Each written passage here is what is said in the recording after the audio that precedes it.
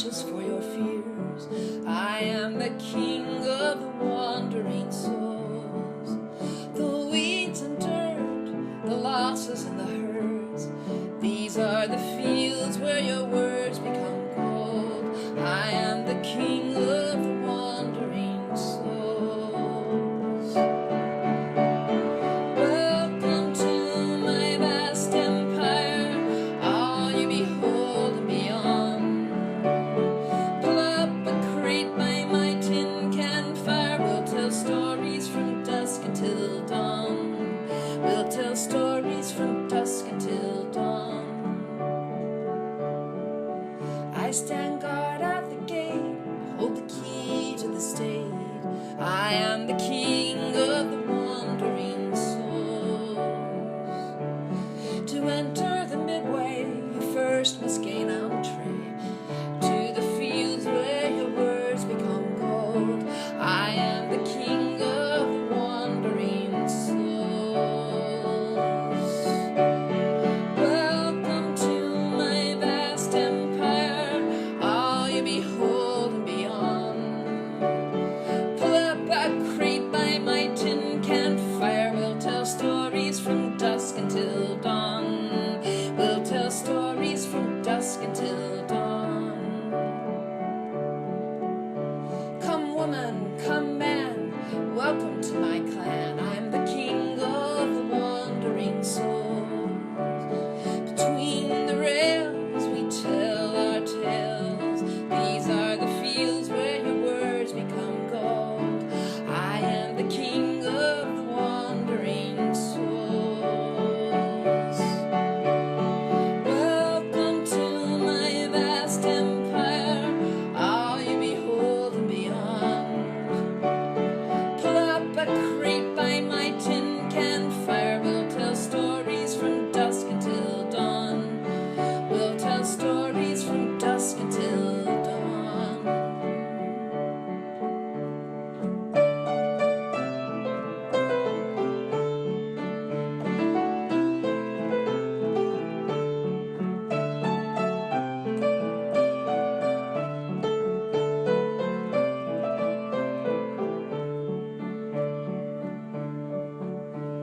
Before you move on, I demand a token, something old that will lighten your load. But at the end of your stay, as you leave the midway, in these fields your own words become gold.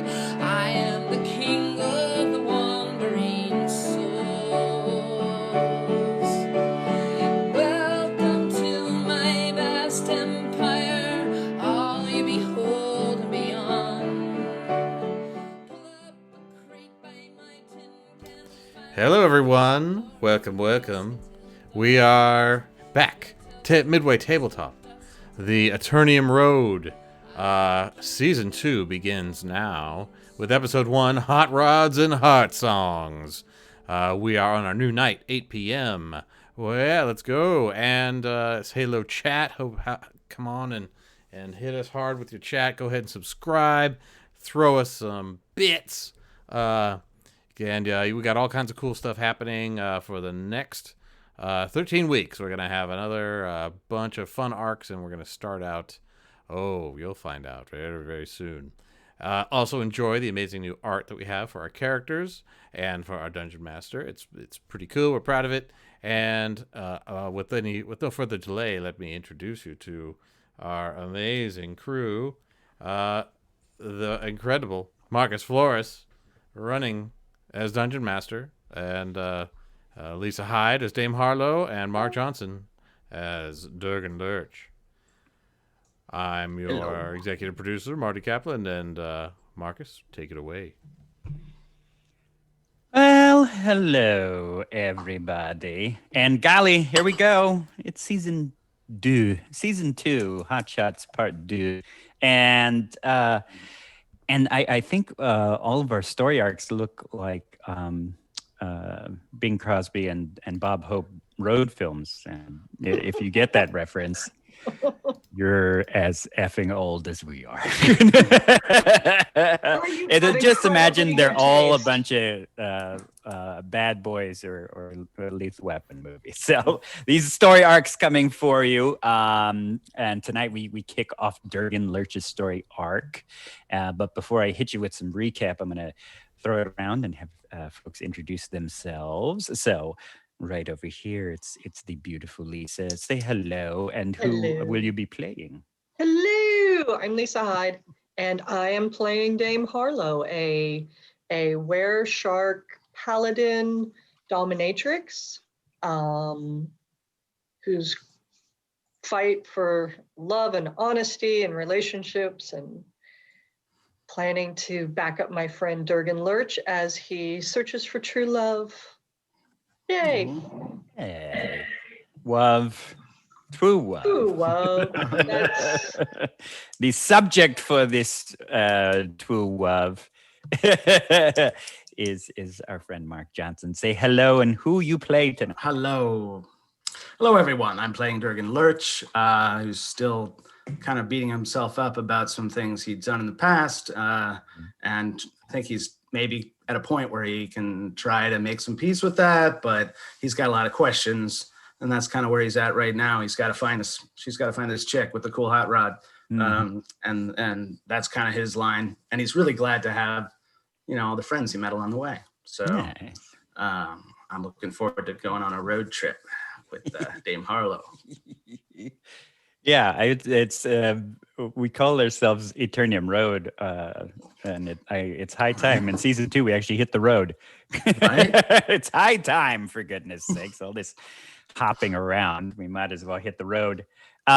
So when we last left in our season finale, we had surmised that in order to either A, get back home or make wishes come true, we needed to unify. Our characters needed to imprison or unify with their shadow selves, their doppelgangers, which would then go into their storybooks. They're these tomes that are bound to their very soul, and it turns out that's what the shadow selves were trying to do to them as well, but through a much more lethal method rather than coming to terms with your inner demon.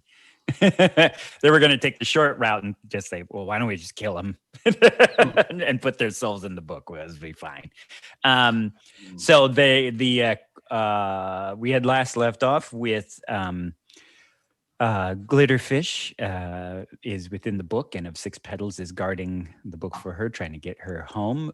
Moira disappeared in a ring of toadstools, and Robert Noble / Rog Noble of Diblington coerced their selves into the storybook and bound its shadowy soul in there. So the search is on not only for some of your other shadow selves to unite with them, but this thing called the Goldfire coin. The Goldfire coin is the key to this engine called the Author's Heart. And the Author's Heart is the machine that it's like a big giant centrifuge, which will allow each of our characters to make a wish. So we'll see what happens when they get a chance to do that. But for now, Durgan Lurch has realized, along with his shadow self, they both hate one another / self-hatred, self-loathing, Yes. that they can't unify until they meet the one woman that the doppelganger, the shadow self, was trying to get rid of, who he told Durgan Lurch that in the future is kind of the woman that heals his busted up soul back on Earth. So they are on a search for her. She was last seen as the puppeteer, the animatronic leader, Right. of the or in the Hands of Shenanigans, is this guild of Right. kind of thieves, rogues, tomfoolery artists. And she was last seen with them, so they went to go track them down. Unfortunately, they also had a little bit of a con/run-in with the Hands of Shenanigans and their leader, Lady Scallion, and trick them in order to get the information from them how to stop Rognoble's plan, as well as some money, lots and lots of money from them, because like any good troop of adventurers in Dungeons and Dragons, you gotta loot. You gotta give me some of that money. Right. So yeah, give filthy lucre, loamy lucre. So that's where we had last left off with the last season, is that Durgan Lurch, Dame Harlow, and occasionally popping in Rognoble are on the search for this woman. And on the other side of Six Petals and Seven Meadows and John Lark are about to dive into the Feywild to search for Moira Moon. And being sent along is Dame Harlow's squire/assistant, Grin. He's slimy little weir rat rogue. And so I guess we'll go from there. So my two leading questions I will go with for both of you.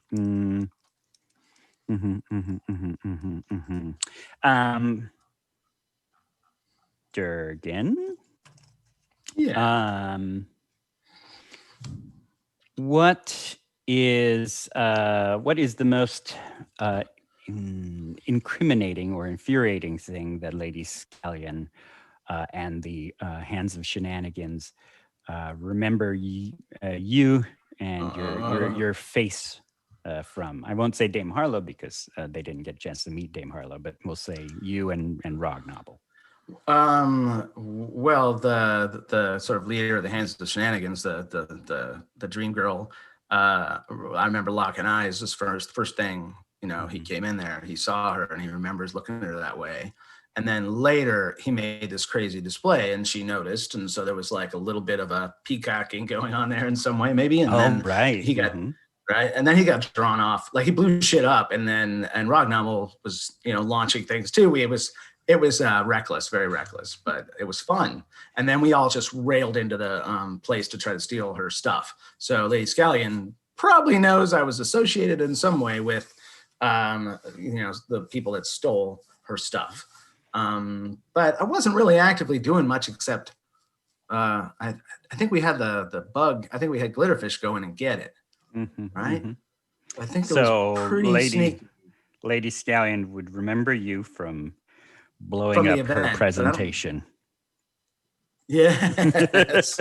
I was part of that distraction. She knew I would have been with Rognoble too. And Rognoble, she caught him. He went running away, remember? And he was like, hey, and she couldn't catch him. So they're going to be looking for him. And they know he's my buddy. So nice. And Dame Harlow. Yes. The Hands of Shenanigans wouldn't. They're not the physical type. They wouldn't send. I mean, they wouldn't come out for you. So, or physically come after you. So they probably sent someone else to get the job done. So Dame Harlow, when the ambush happened, where did the ambush happen?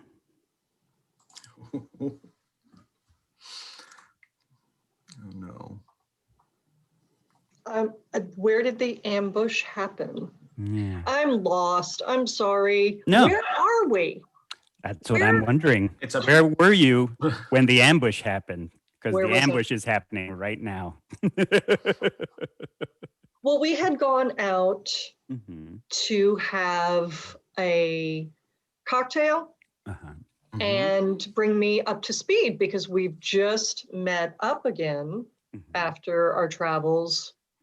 And the group came together. And so we're having a cocktail in a bar. Okay. Nice.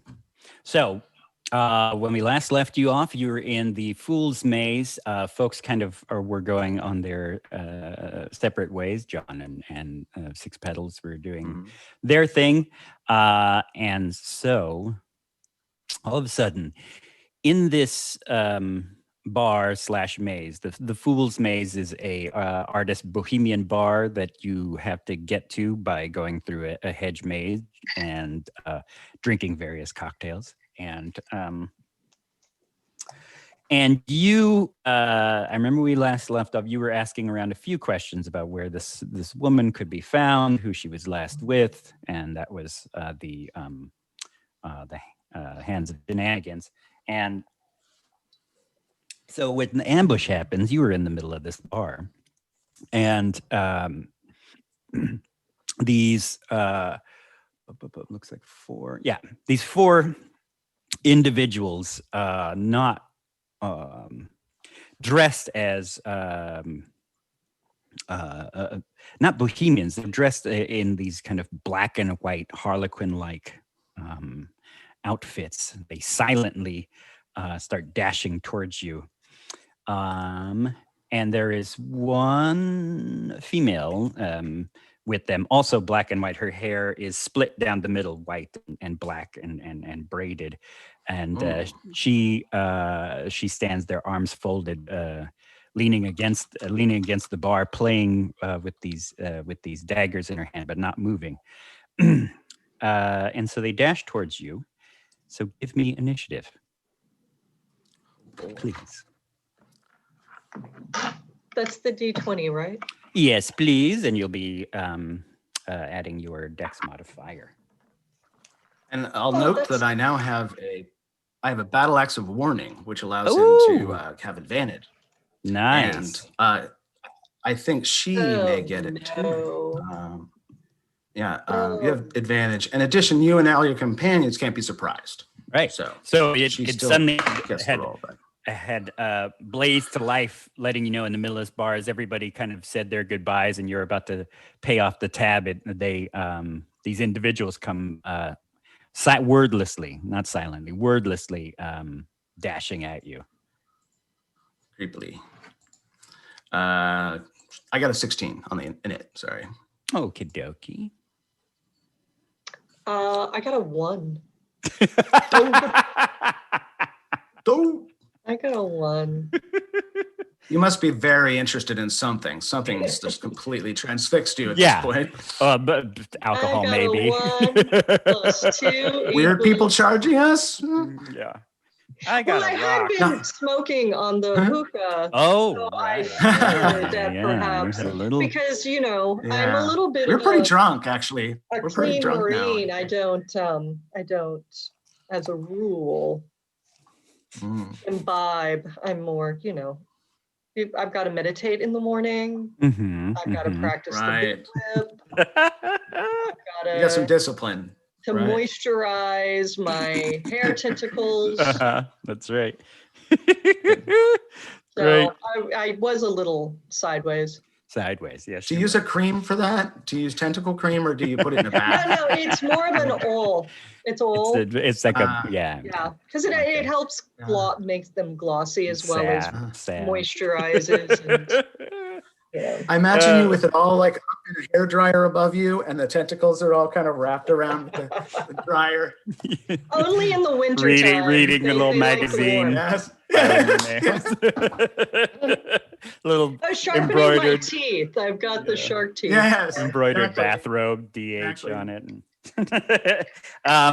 Durgan Lurch, the axe blazes to life to warn you, and you see these 4 individuals wordlessly run towards you, weapons in hand. And they're in, as I said, dressed in black and white, almost Harlequin outfits. Their faces also painted in black and white, kind of grease paint. Okay.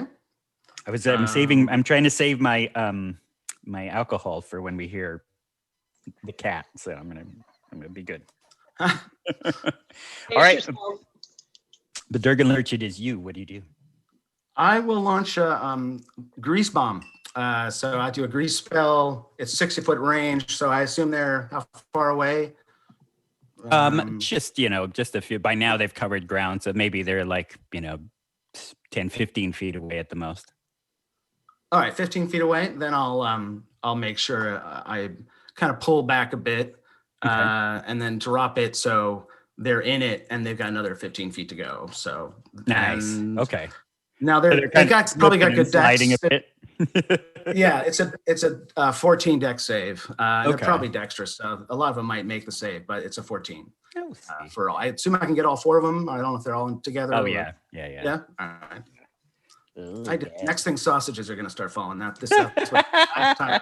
He's left. So two of them are slowed up, and you see another two kind of parkour hop as they see the grease bomb and do this body roll against long drinking tables. People are getting pushed out of the way, kicked out of the way as they start to roll up towards your way. Okay. Can I get Midgie in this? Is Midgie with me? Yeah. Mm-hmm. Yeah. From the last we said, yeah, you brought Midgie with you, and your shadow. Your shadow is at home or at the base. Remind me Okay. what Midgie So is? Midgie is my sort of robot dog. Essentially, he's like a little right. Yeah. little terrier. Yeah. So I can make him go and just rush those guys. So he's gonna charge forward and try to attack him. Okay. He gets a +4 on his attack. Are they like in the grease? Two still? 'Cause of we them could are in just the get up there grease, be and like, the other two kind of have jumped off to opposite Over it? sides All right. are rolling across tables. all right, cool. He'll get right in front of the grease and just be ready to attack anyone who comes back past him. He's just gonna be like, so ready attack on that one. Whoever emerges from the grease. Right. And then it's up, you run them however you want to run them. It's your kind of have fun with Okay. that. Okay. So Midgie, she's like in front, like She's like, barking and growling. Right. That's awesome. Yeah. So the two thugs who did not get into the grease roll off the tables and dive for each one of you. The first one we will try to go after you, Durkin Lurch. These poor dice of mine do not they look pretty. They don't want to roll very high. Dude, these dice of mine are very much like IGN, which is like, oh, well, we rolled to tell the story, but we don't want to hurt anybody. So, because it rolled a 9, or this one rolled a 9. I think No. that's gonna 16 AC. So Yeah, I that's didn't gonna think miss. so. And for Dame Harlow, this one rolls. This one rolls to hit. This one wants to hit things, and he rolls a 23. What is your armor class, my dear? Hold on.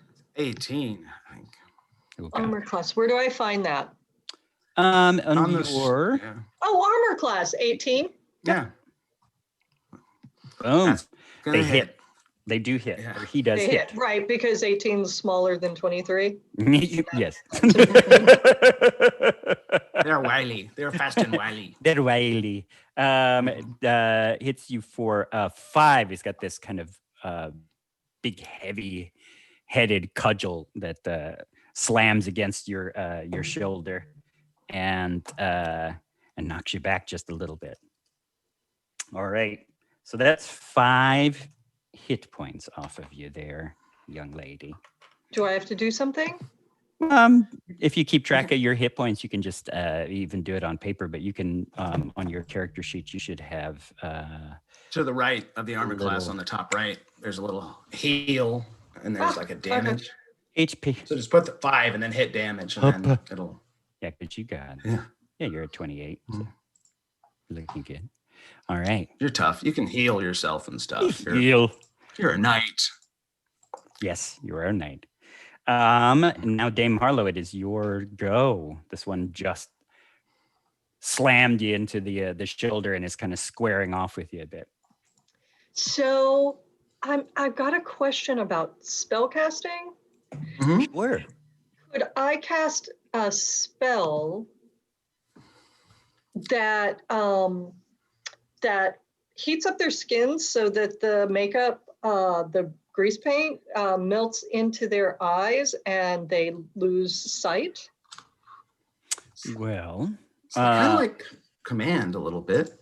right now, let's see what we got. Command, protection from good and evil, sanctuary, and of course your smites. Yeah, I mean, I saw smite, but I didn't know if I could be a little more creative. Flee. or- Command flee is pretty close to that. They're basically Yeah. not running away. They're like, I can't do anything for a turn kind of deal. Halt. The target takes no moves. And no action. Flee, halt, Flee or halt. You know. run, Those are under command. There's all those cower. options. Drop. Yeah, that would kind of work. It actually really works for your theme. Yeah. Grovel. You can make them grovel. Right. Yeah. Right now, I don't see that you have any spells that would do like where you'd heat up skin or anything like that. Great. No, that's wonderful. I knew that, and I was just testing because really, I'm going to go for casting a spell to make them kneel before me. Oh, sweet. And can I get all 4 of them, or would it just be the individual that was attacking me? You Just can. one. Let's see. One creature. So using a spell slot of 2nd level or higher, you can affect one additional creature. So I don't think she has second level how spells many yet, though. slots you got there? You can do one. Yeah, it looks like you can get the one that's in front of you. All right, I'd like to do that. Do it. So, All right, so you got that. I reel backwards, and it's a blow. You know, of course it's a blow. I mean, a 5 is a blow, and I get that. But you know, we've been resting, and That ain't nothing. I've got some lovely, beautiful reinforced armor pieces from the Yes. magical Mr. Durgan Lurch, and Yes. so I right myself back up and adjust my armor corset extravaganza. And arms wide and in a booming, commanding voice with all 6 foot of me, kneel before me. Yes, kneel. And direct that to the dickhead with the cudgel. All right. the dickhead with the cudgel. While we're at it, what does now I described them being dressed in black and white kind of harlequin outfits with the black and white grease paint all over them. What do you notice about this individual that makes them stand out between the other 4? What's kind of unique about them? That way I can kind of divvy them up. You asking Lisa? Individual. Yep. Describe the form of your destroyee. Sorry, the For a brief moment, the bar is very dark and smoky, and we have established that I had a little bit of a pleasant time. Yeah. Yes, you had a little pleasant time. And I really, I might be off here, but my heart kind of stopped because for a flash,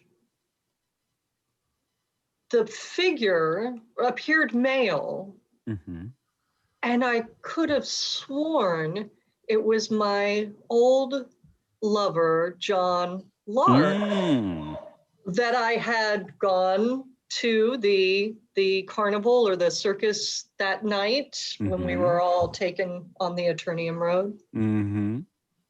Nice. Yeah. So he's got features and body wise that has John's. But I'm not sure. Maybe it was a trick of the light. Maybe. But it just looked extra boring for a second. Just boring. He looked a little extra play. It's like I'm looking into a void. All these strange individuals. Yeah, he didn't look assassins. He looks like the most boring assassin out of all of them. He didn't look committed. Yeah, he's like, you know what? All right.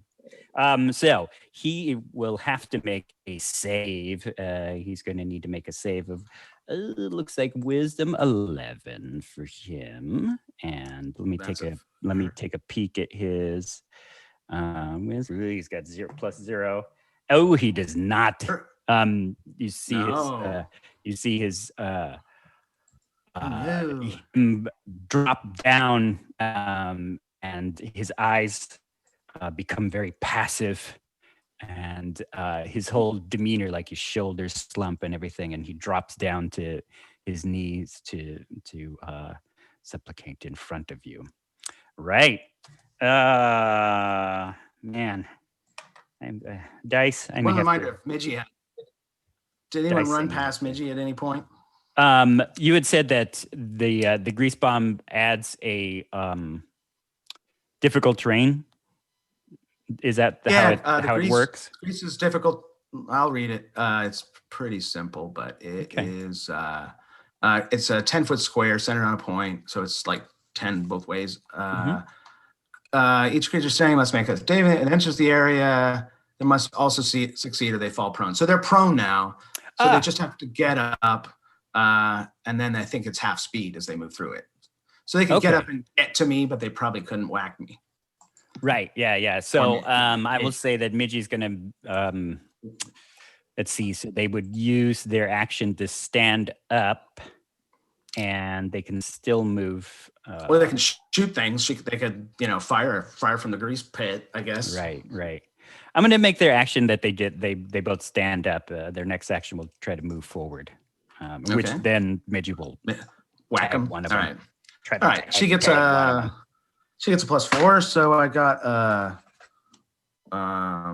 that's a 15. Oh, so it's 19.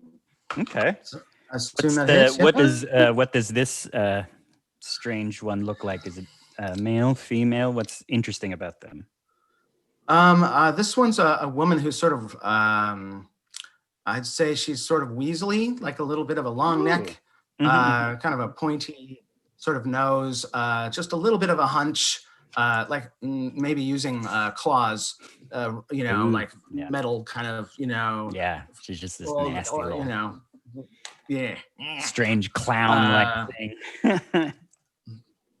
And then, and then Midgie will kind of, go, like, oh my God, if she found a gopher, she'd just start digging a tunnel to the bottom of the city. She leaps out. I'm rolling damage. It's 9 damage. Okay. Yep. Okay. So, thank you.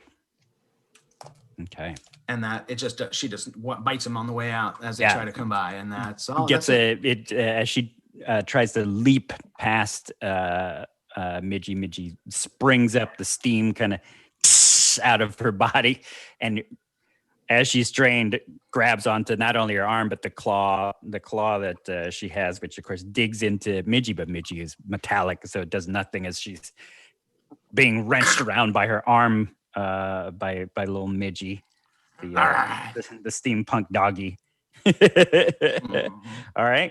So that is them. And we're at the top of the round. It is your turn, Durgan Lurch. All right. One in front of you had missed you. So are they trying to cut us? I mean, this is like they're not playing. They're not playing. They got weapons.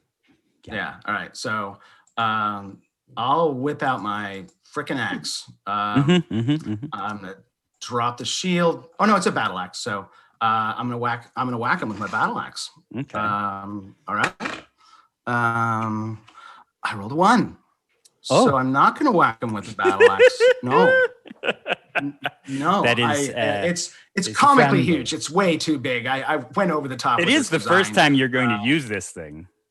Yeah, I know. I just put it together. It's the rocket booster thing in the back is throwing off my aim. I got to set it like really 5 degrees to the clunky left. And weird. There's still like a pipe calibrate sticking out of it.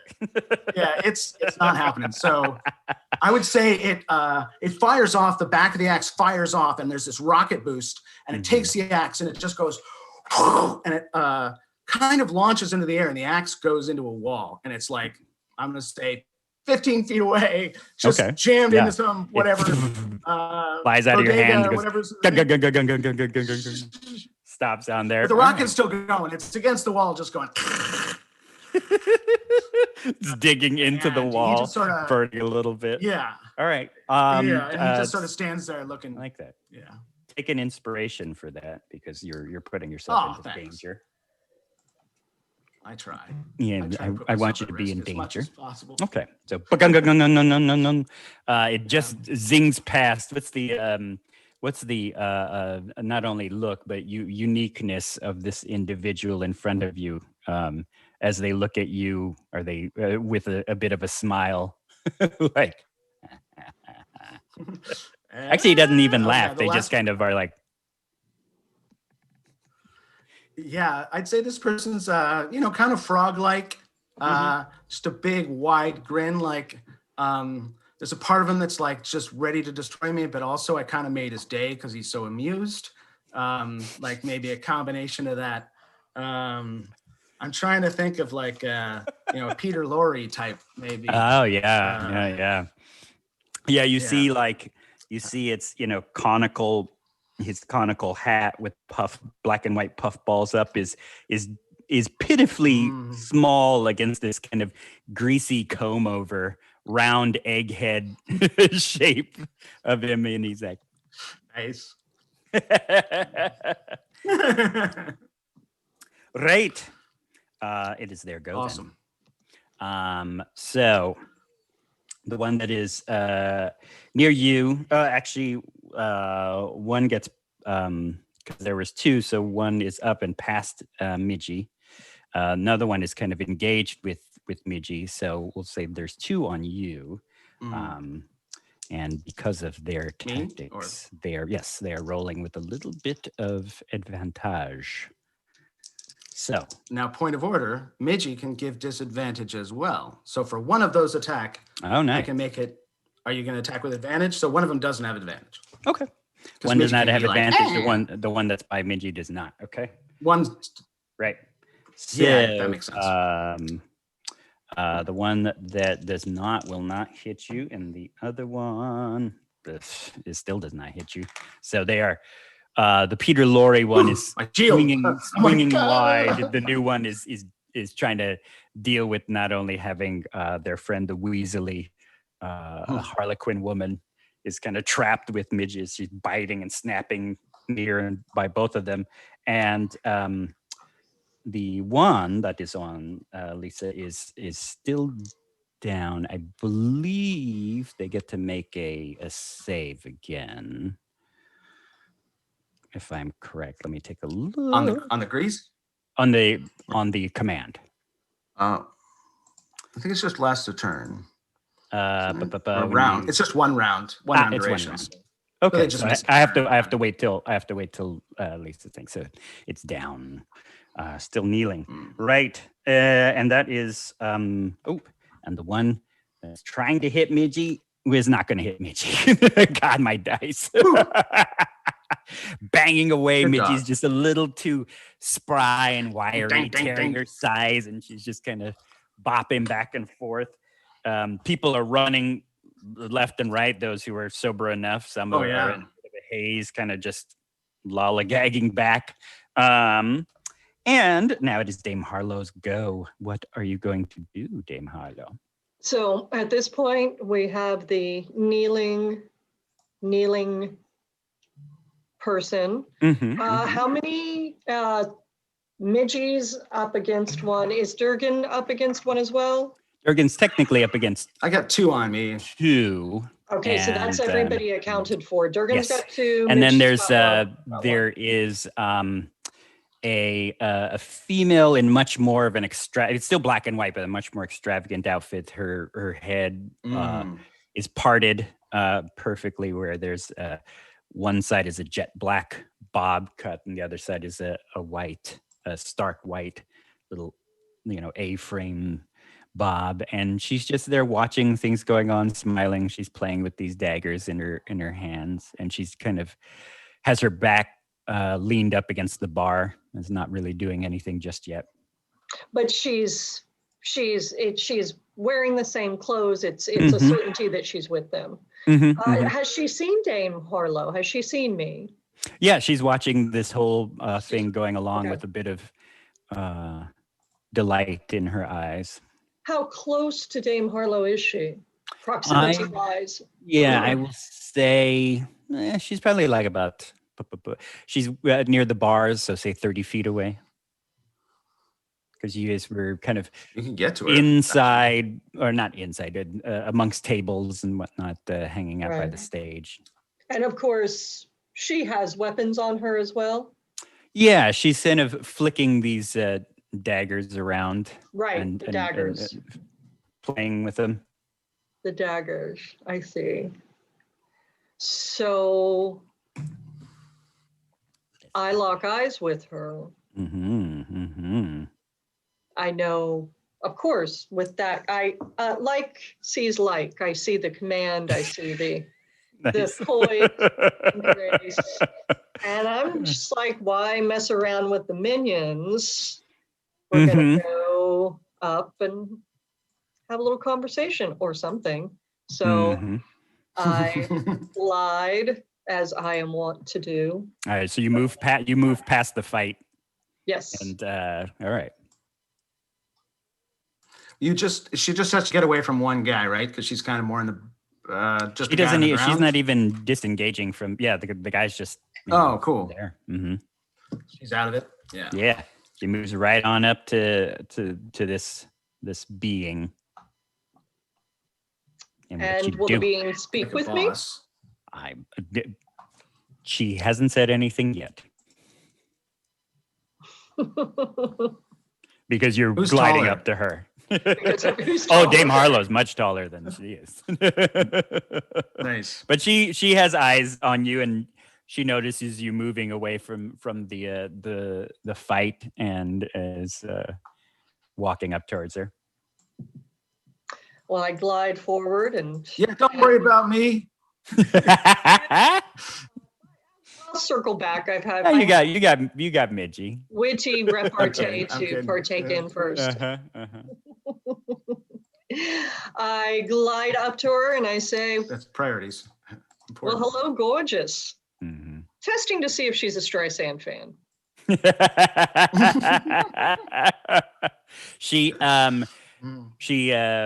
flickers the knives like between her fingers and stops and kind of does that with one of the daggers at you, and she smiles. I see a bottle at the bar and I reach forward and grab it and take it in my hand and go, so how's about a drink? She give me persuasion. Is that still the D20? Yes, it is. Okay. I want to roll one of the other ones sometime. I know. I know. This game has got like so many dice, and it's mainly going to just be that big weird one. You have to hit him with do some damage. Then you'll be rolling all sorts of fun, different dice. Okay, so what am I rolling for? Am I adding anything? Plus 2, I think it's +2 for you. Yes, your persuasion. you'll be rolling For persuasion. Okay, well, I got 15 on the dice, so Nice. that gives me 17. 17 altogether. She looks over, and you see that the hand that doesn't have the knife, she makes some sort of strange hand signal to, and the others then continue to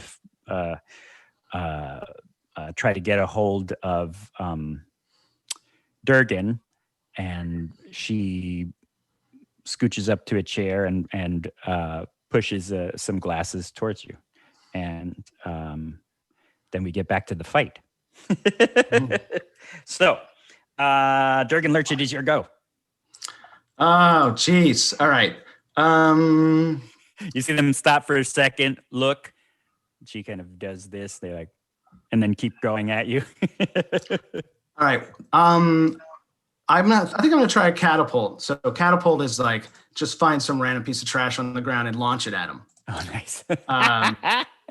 So can I get a line? There's a lot on the ground with the tables getting knocked over. People kind of trying to run away because like detritus everywhere. Weapons are being pulled out, and they're like, "Whoop, time to go." Well, what this does is it takes something like a 5-pound object and it giantly grows into huge size and then goes launching at them. So I'll try to line up maybe 2, or I don't know if I can get 3. Yeah, I think you can get at least the 2 that are concentrated near Midgie. Okay, so I'm going to try to shoot those guys. If the first one misses or the first one makes it, then I roll for the second guy. If the first one misses it, then he just takes it in the chest. I see. Okay. So he'll grab like a mug off the table, like a beer stein, just a really solid one with a picture of a little boy peeing into a little into a fountain. Yeah. Right. It's got the little lid. It's the little Dutch boy. Yeah. And it increases in size. So this giant, this giant peeing Dutch boy mosaic is flying at this guy. So, and I think he saves. Actually, I just rolled, but it's there. They save. So you got to beat 14. Okay. Dex. Yeah. They're Dexy though. I keep using Dexy stuff. They're not super Dexy. Oh, they've got some. They're not Dexy midnight. They're not midnight runners or anything. No, they're not. Oh, come on, Eileen. I got 8. That is not going to make it. Okay, so that's first guy takes it 3d8. This is a very painful. This is a painful one. Was that the Weasley one or the one that? The Weasley one's already in it with Midgie. With Midgie, this is relatively the new one. Yeah, and I'll get one of the other ones. That's 6, 8, and 4. So that's 18. Oh my jeepers! Giant beer stein. God Almighty! It just big chunks of ceramic just shatter as he goes flying, smashing into more tables and chairs, and probably knocking down customers. You can hear the shouts of everybody like, "Break it up, break it up!" And others are like, "Huzzah!" They're happy to see some action sometimes. Good. I want to make sure it's entertaining. If I need to do a performance roll or something to make it more entertaining for people. Right. Can I use a bonus action to do a performance roll to make this entertaining? Yeah, give me a performance roll to see all right. if people are entertained or they're just running. I got a 16, but he's got a -1, so it's a 15 performance. Still good. So I mean, 15 is really good. Yeah, entertaining enough. There's people who are, they're definitely backing up. They don't want to be in this fight, but they're excited for it. I mean, it's a bunch of artists in a very bohemian, it's like a fight's breaking out in, like a non-salon or someplace like that. And they're like, oh. This is all part of the entertainment. Yeah, it's still very... Well, and speaking of which... Breaking out at On Salon. And then Midgie's going to bite again. Midgie will rend away and tear with the little claws digging in. I rolled a 17, so I'm pretty sure that's a hit. That's a 20. Yeah. Oh, so that's a hit. D8. I'm all about the D8s. Oh, she just got a... their AC is just 12, so... Oh yeah, they're easy to hit. But and the rend is her attack, and it does it only does 4 more damage. Okay, that's fine. And that's it for me. Looking good. All right, that's where am I on this one? Okay, there. And now it is the Thuggus, the thugs.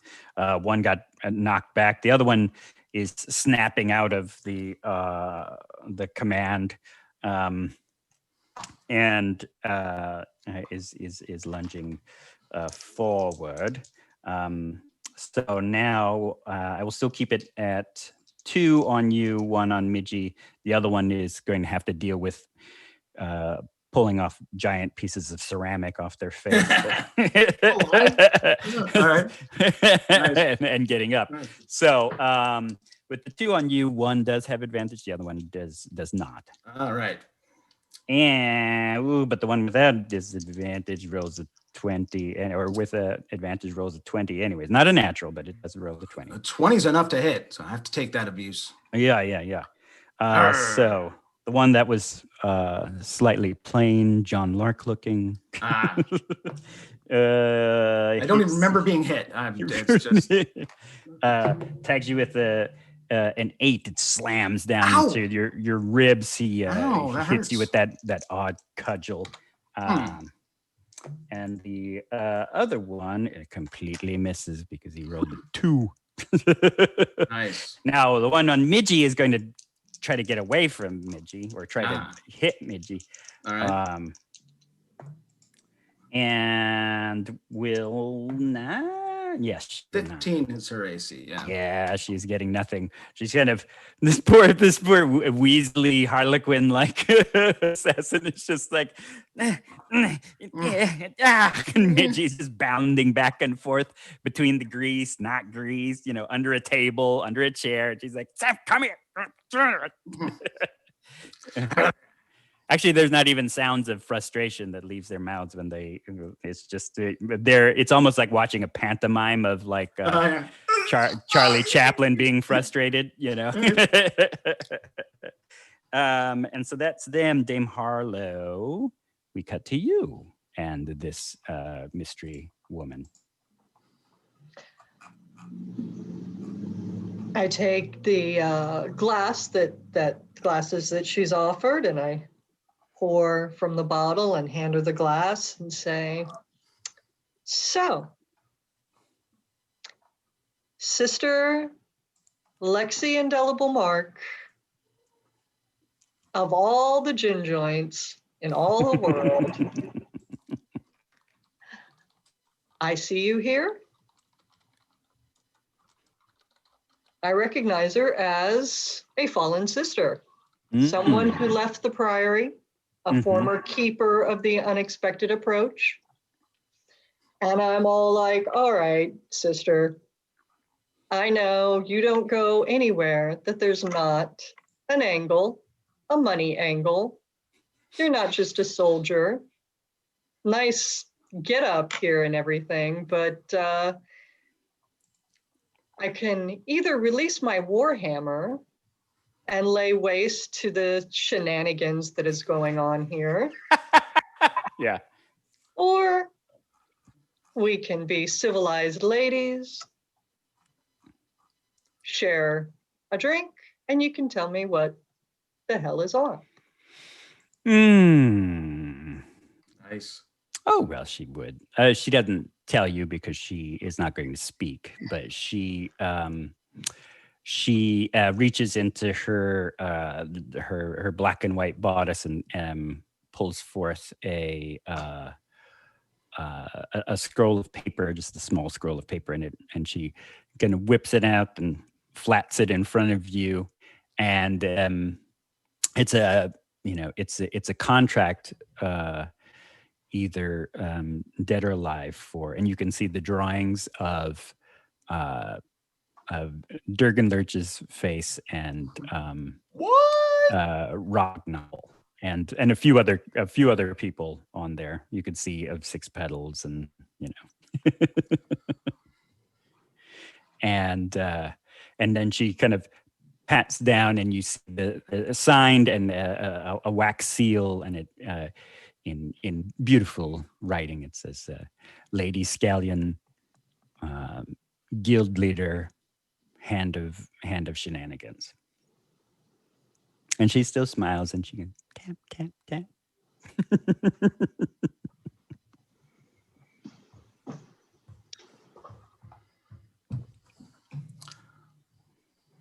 Well, I throw back the shot and look her dead in the eye and thank you for the information. Pick up the poster, roll it up, tuck it in a little sleeve. Time to release the warhammer. All right. You're like, well, whoomp. All right.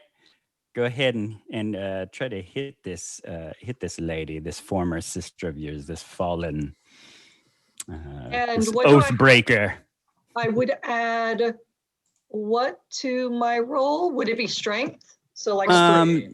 Plus it 3. should be 3, but in your where are we at?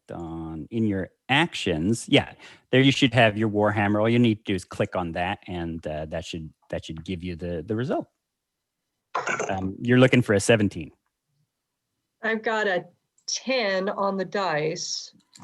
Oh, Warhammer plus 3 is 3. 13. So I've got 13. Ah, she kind of glides back. It's almost a dance now that you're very, very familiar with as the hammer. Your Warhammer, swings forward, but it's not like this oafish swing like a battle axe that flies out of your hand and slams into the wall. It's a dance now between the two of you, and she knows your lead, and she's going to follow us. And she glides back as you move forward. It's a little, fosse kind of thing going on. Martha Graham. There's a Martha Graham, a Twyla. Oh my God, I love you. Right. It's modern dance as combat. Chewing. Modern dance as combat with a little bit of jazz in there. All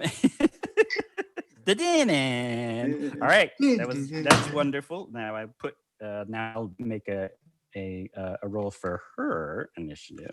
Okay, she's going to be going on that. All right, so we're back at the top of the round with Durgan Lurch. Right. One is very frustrated trying to hit your damn dog, and she cannot. Two are on you, and you see out of the corner of your eye, the other one is getting up and dusting off broken nose, obviously busted jaw, like still no sound of pain or agony or frustration. They just move forward, and it is trying to come run at you. All right. So but it is your go. My go. All right. I'm gonna do am I adjacent to anybody at this point? Yeah. There Couple is. Guys or two guys There's still two on you, and are kind of trying to frustratingly get a hold of you. But Midgie's also not only dodging and zipping around, she's doing her best to kind of bite and bark and blow steam out of her rear end. That's kind of giving you advantage or giving them disadvantages. They're like, trying to get at me.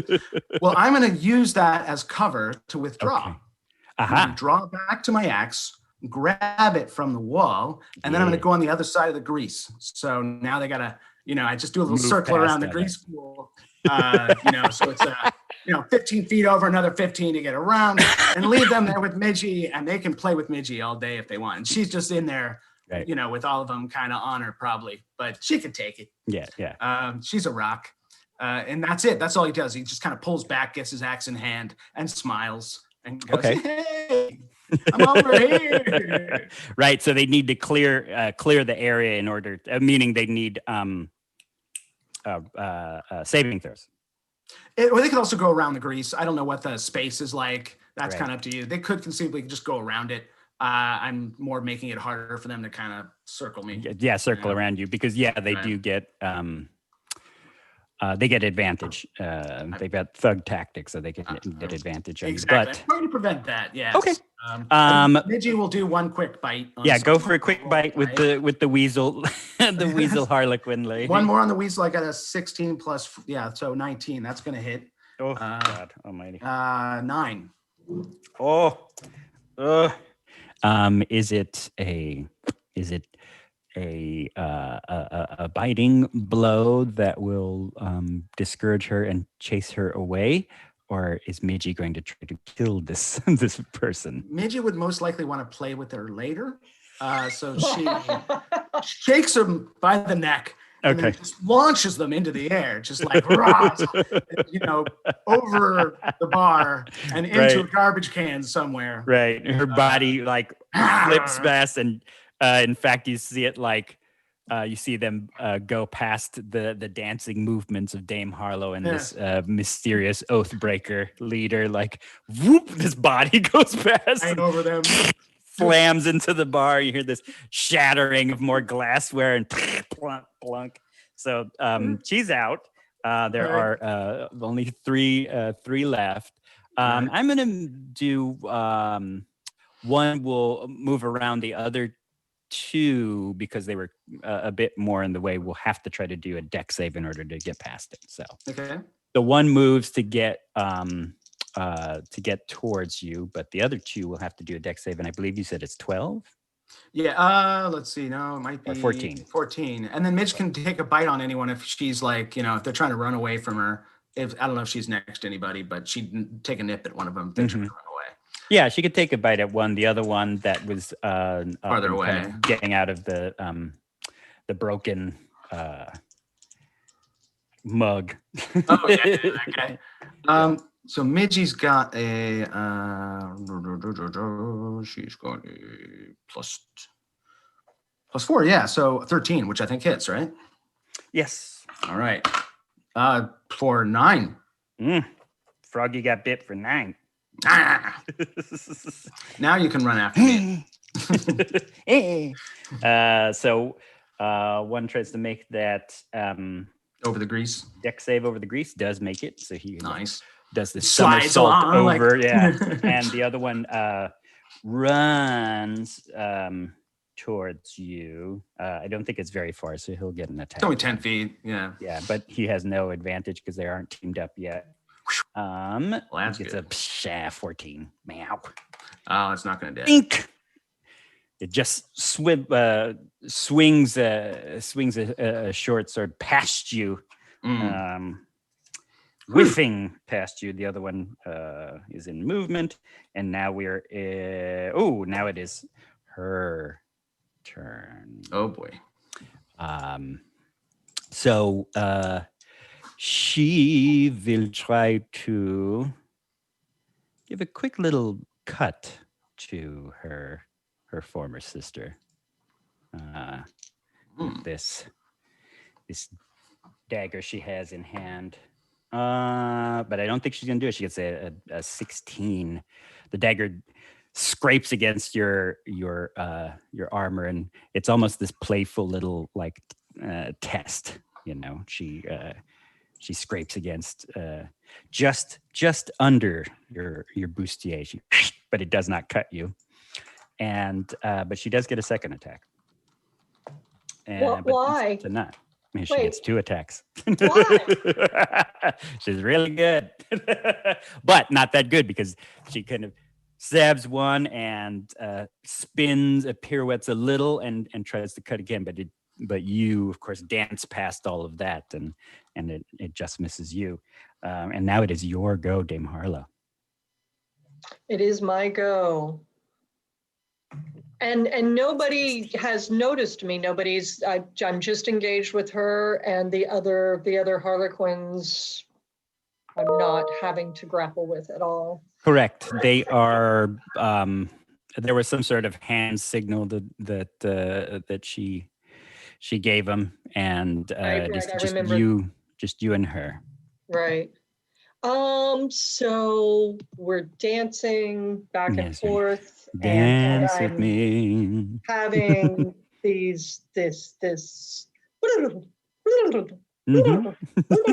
flashback memory of our novitiate in the Yes. priory, and our beloved, my beloved Mother Superior, who I so admired, and whose philosophies and teachings and discipline is something that I still strive to this day. Mother Superior, absolute Smirnoff. Yeah. I'm trying to come up with a clever name. I'm going to leave it to you, Marcus. So my Mother Oh, the Mother Superior, right? Yes. Okay, I'll give it. I kind of blew. I'll think of- I had Sister Lexi indelible mark written down, so I had that one loaded up and ready to go. But the superior thing is just coming to me. So Okay, gotcha. and I'm remembering that how much she loved me, and how she always warned me about Lexi, and how really the whole priory just always had a little edge of poison about it whenever Lexi was in the room. And this these memories are coming back to me, and it fuels me to take another swing with the Warhammer. Oh God, yeah, Warhammer time. Yeah. So I get to roll again, right? Yes, you do. Oh, yay. Let's see. And I've don't got forget a 15.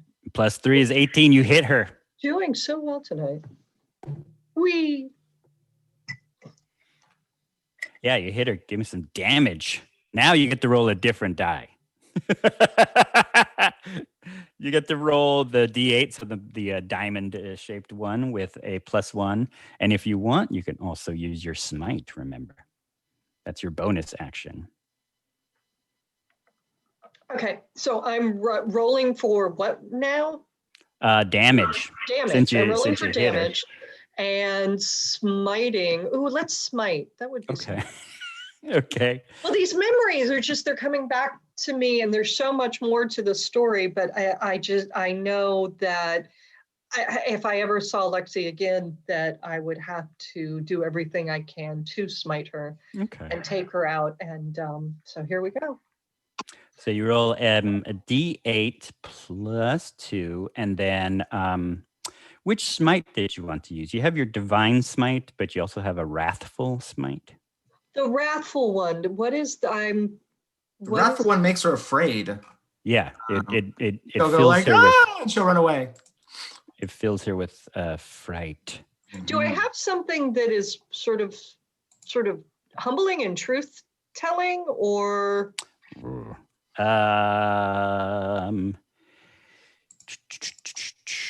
Not as far as the smite goes, but It is psychic damage. Yeah, but we can deal with that if you do capture her. okay. So smite to incapacitate her, Okay. to make her freeze. First, give me your damage that you hit her with the hammer with. I got a 6 on the dice, +2 is 8. Sweet. Nice. Sweet. Very nice. I like it. 2 places. Okay. And now, the smite, you will deal an extra D6, so the old craps die. Oh, And- right. Okay. And then Yay. I need to make a wisdom save, so she may not be 12. frightened, or she might be frightened. It's a DC 12, I think. So Ah, a 6 again. Oh my goodness! Okay. nice. Very nice. Ow. Oof! Just slamming into her, busts her shoulder. She kind of dips when she should have dived a bit, and she goes flying off and smashing into the back of the bar. And you see the ultraviolet light of your smite crackle around her, plumbing into the depths of her heart to maybe make her afraid. Maybe teach her to not be such a terrible oath breaker. Let's see if she is going to be a terrible oath breaker. All right. Break it. Break it. Nope.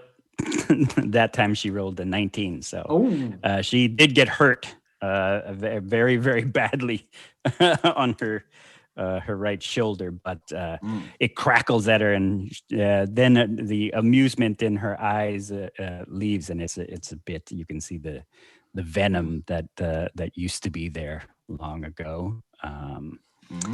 She don't like it. She remembers. Oh yeah, smiting. Shit, I don't like that. I remember that when I used to be with the priory. I don't like the smiting part. Where I don't like this fear in me. And we're about at 9:07. I'm going to say let's take a break. Cool. We get a break. We're going to be back in the middle of this action. Alrighty, break time. This hot action. And so we'll take a 10-minute break. Let's call it, let's see, we're at 9:07. Let's be back, let's say 9:20. Let me give you a little bit of time. So think about the fight. We're still in the middle of this great little bar fight, the beginning of our show. And there we are.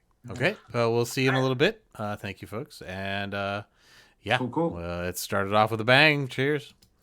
Nothing like harlequins in your face to wake you up. From, I'm waiting for the big hammer. You know, the giant hammer's coming at some point. Oh yeah. Oh yeah. Gotta have All a right. hammer. Drinky time.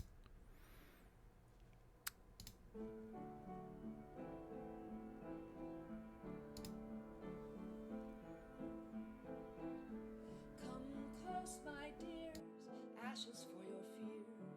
I am the king of the wandering souls.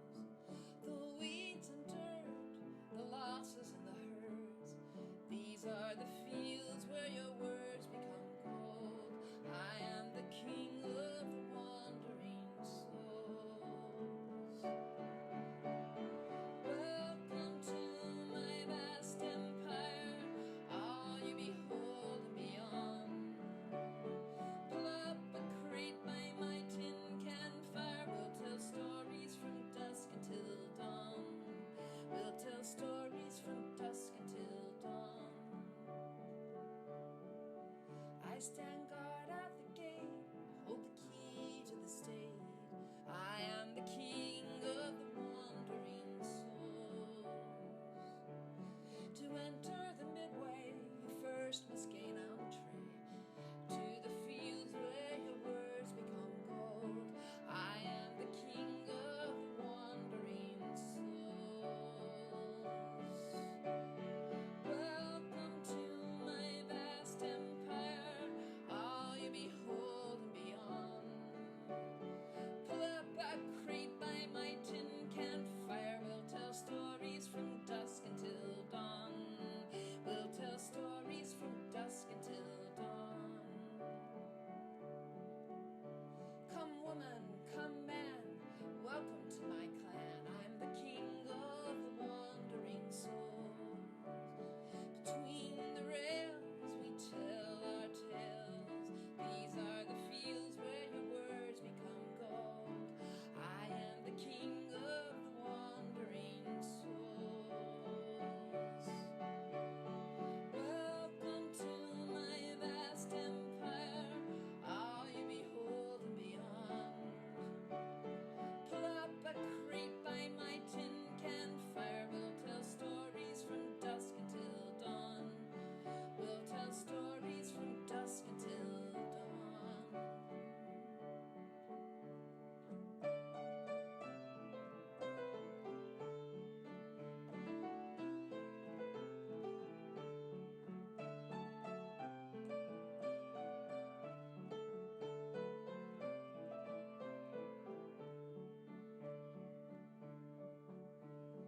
Before you move on, I demand a token, something old that will lighten your load.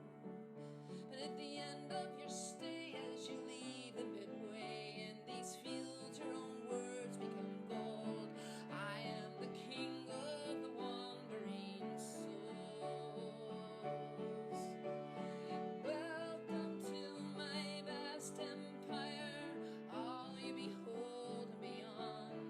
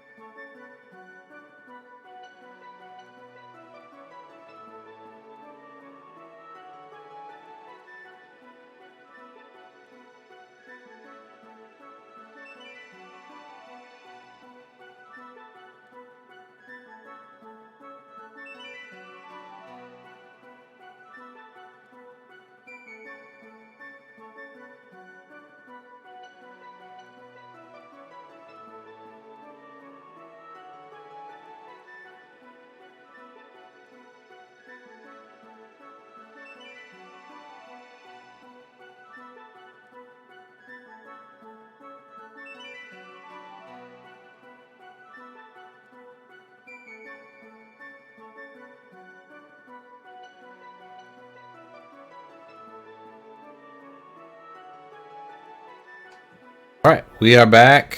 Hello, hello, and good to see you all again. Hope you had a nice little bio break or whatever it is. I got some ice creams.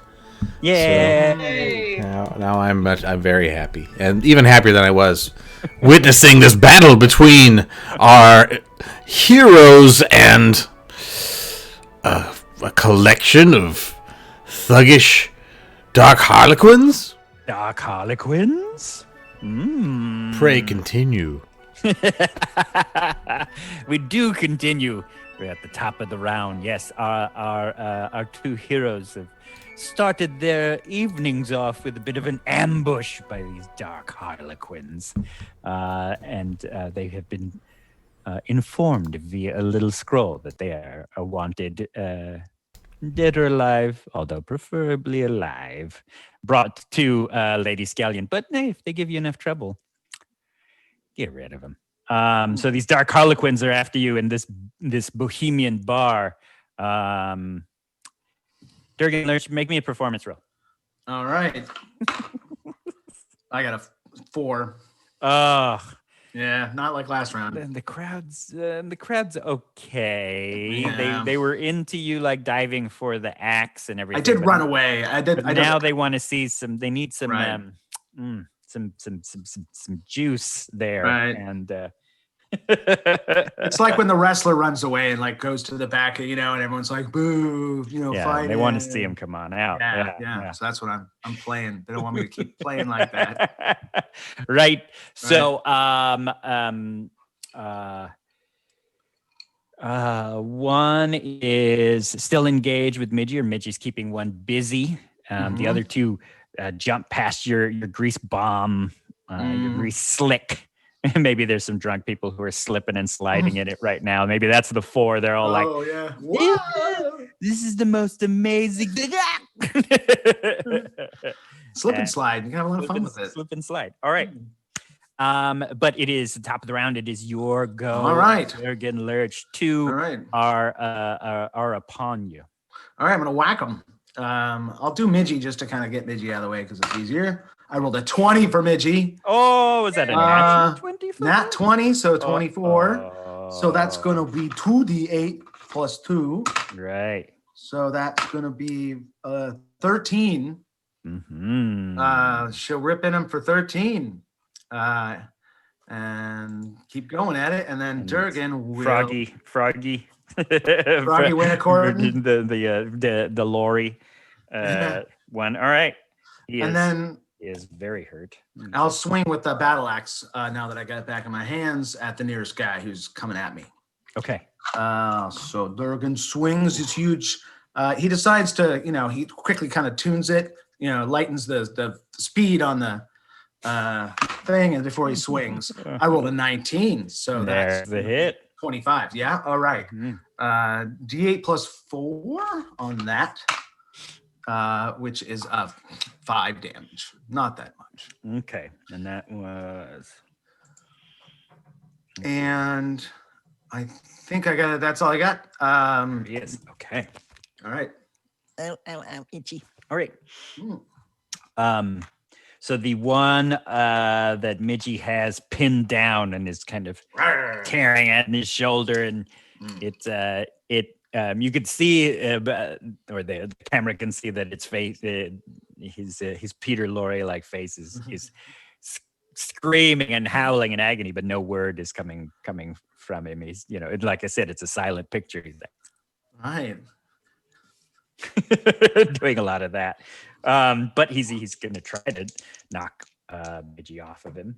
Right. Not with a 2. He's in trouble. Oh. He's like, oh no, Midgie's still on him. He's a little too weak. The other 2, you see the other 2 signal each other with these hand Little signals. tag team. Right, and they undo these black and white sashes around their waist, and they're kind of swinging them around, and they both dive in to engage to get at you. Yeah. All right. I'm ready to do a shield spell if it gets ugly, just so Okay. you know. But we'll see if they hit it. One will hit. A 1? The other one will hit. What do they And roll? you see the sash. One got a 19, the other one got an 18. So I'm going to do a shield. So my AC Okay. goes up 5. Sweet. So Gotcha. they miss. Okay. So one of them flings this weighted sash that's coming from you, and your shield goes up, and you see the weighted sash ping off of it and kind of drop down. The other one zips around your waist and leg, and you see him kind of cartwheeling around you as it kind of tightens, like it's trying to grapple you. So it does no damage, but I got to save. I will make a contested save. All right. And a bit of a strength test. All right. Or would acrobatics work? I do. However you'd like to I'll do describe Yeah, all out of right. this business. I mean, So your target number, he rolled a 15. all right. I rolled a 9. So whatever I try to do, I don't think I'm going to beat it. Okay. So, They're much more agile than you. Yes. And now people are like, oh. no, this is interesting. Yes. Ooh, interpretive dance, cartwheeling, acrobatics. Ooh. We are very excited. Now the shoot. What was her name, Lisa? This Oathbreaker. Oh, Sister Lexi, Indelible Mark. All right. Okay. Lexi. You see her. She looks over at the antics her boys are giving you. And she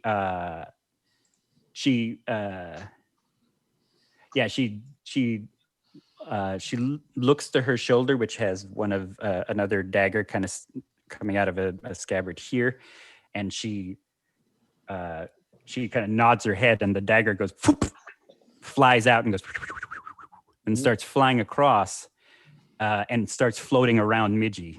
Oh, no. And then she looks at you, and she points or she kind of pirouettes out of that, and as she's a good distance, she stops and puts out her hand towards you, and you see her smiling, and she clutches her throat and does this and releases, and you can see that she is pantomiming laughing at you.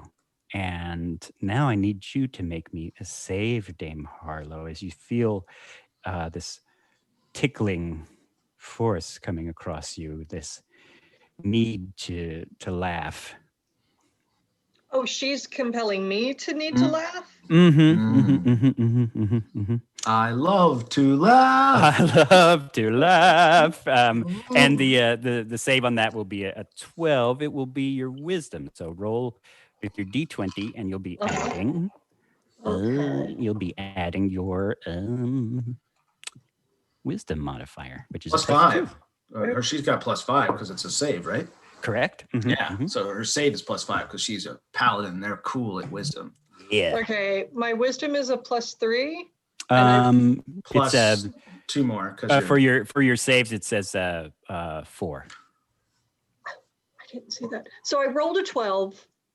Okay. So there's a place where it says strength and int and stuff, and wisdom. There's a plus 5 to the right of it. Not the first row, but the second row there. So I think plus 5. Does that make it? Yeah. Yeah. On your thing, you've got let's see, your wisdom is +4, charisma +3, dex. Yep. So you completely clear that. The energy that's kind of surrounding you to make you laugh and buckle your knees. You fight against your stern, stoic porcelain face does not crack the smile. I am opposed. You're in this dance, for goodness sakes. But it is your go, Dame Harlow, and she looks a little frustrated at that. Diamond Harlow, they call her. Go ahead. Sorry. So Midgie is in peril, yes? Midgie right now was biting on this very Peter Lorre looking Harlequin, and he was losing that battle. And then suddenly this dagger, this floating Right. dagger comes and she releases from it, and now it's kind of engaging her. So she's in peril. Yeah. Midgie's Not in mine. peril. Midgie has not taken any damage. Durgan's in peril. I'm in more peril, but I think you just take out the bosses. You have your dance. Don't let me interrupt. I'm not going to cut in. Yes. You two have your little dance. The dance is happening. You can move over to me and we can all kind of tag team if you dance wanna. together. Yeah, it's Well, I thought castling, as they would call it in chess. What would they call it? Castling. Castling. You can jump the king and the cat. Yeah. Yes. But there's a bunch of grease. There's a bunch of grease between us now. There's some grease. There's greasiness all over the floor. I was when you mentioned that Midgie was threatened, I was thinking of throwing protection her way. Sure. You won't mind, sure. Or Durgan. What is it? What kind of protection?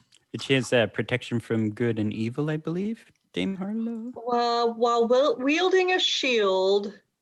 Oh, that's to protect. Oh, you have to get next to us. Yeah, that's where you have to be. You have to be standing next to me to do that. So if you want to run over and stand next to Midgie. Dance over and help Midgie beat the crap out of her. Take out the one Midgie's on, and then you come and help me. Durgan does a little bit of a performance to try to get her to be like, dance. Dance over here. Right, yeah. While wielding a shield and a creature you can see attacks a target other than you within 5 feet, you can use this reaction to impose disadvantage. Yeah. I'd let you do that. And Durgan's got 2 entities after him, yes? 2 Harlequins. Correct. After him. 2 guys on me. Mm-hmm. So when I throw protection, it's on Durgan and it would be against both, or? No, it's one guy. And then it happens when they attack me, you make it harder for them. So you say, oh, this time I'm going to make it hard. I'm going to give them disadvantage, right? Right. Because you're kind of imposing yourself and your shield. Right. It's a reaction to what Marcus tries to do. So you can say you want to do that, but when you do it, you only get 1 a turn. So sometimes he can trick you and be like, do you want to try to do something about that? And you'll be like, nah, let him kill him, but maybe you have a reason for that because anyway, I always use it. I always try to use it. Protection's great. I like that ability. Minty's got it too. She's just this is so exciting. I have so many choices. Yeah. Mm-hmm. Or you can take on the boss. I completely forgot you did have your protective shield. You could get in between people and protect people. Yeah. Let's do that. Oh, let's have fun with that. Okay. So you dance over. Who are you dancing over to? Midgie or Durgan? Midgie. Yeah. Sorry, Durgan. And you can whack him, right? Go ahead and whack him. You can do your whatever you want to do to him. Okay, so I'm rolling. Yes. Yeah. Who do you whack? Do you whack the Peter Lorre looking Harlequin or the floating dagger? I whack away the floating dagger. Oh yeah. I wouldn't have thought of the floating dagger as a. You want a 17. And I rolled an 11, and I add your strength. My strength, which is 1, so I have 12. I think you have more than that. With the warhammer? Oh, that's right. You because you're whacking it. It is you're +3. So, but it still did not, unfortunately. Did I not refresh my page? No, I see it here. You have a strength +1, but if you're attacking with your warhammer, it is the +3. Oh, you get kind of a +2 on a bunch of stuff. So at 4th level, we get +2. I see it. Yeah, Thanks. You kind of are getting more apt at your physical combat. Okay.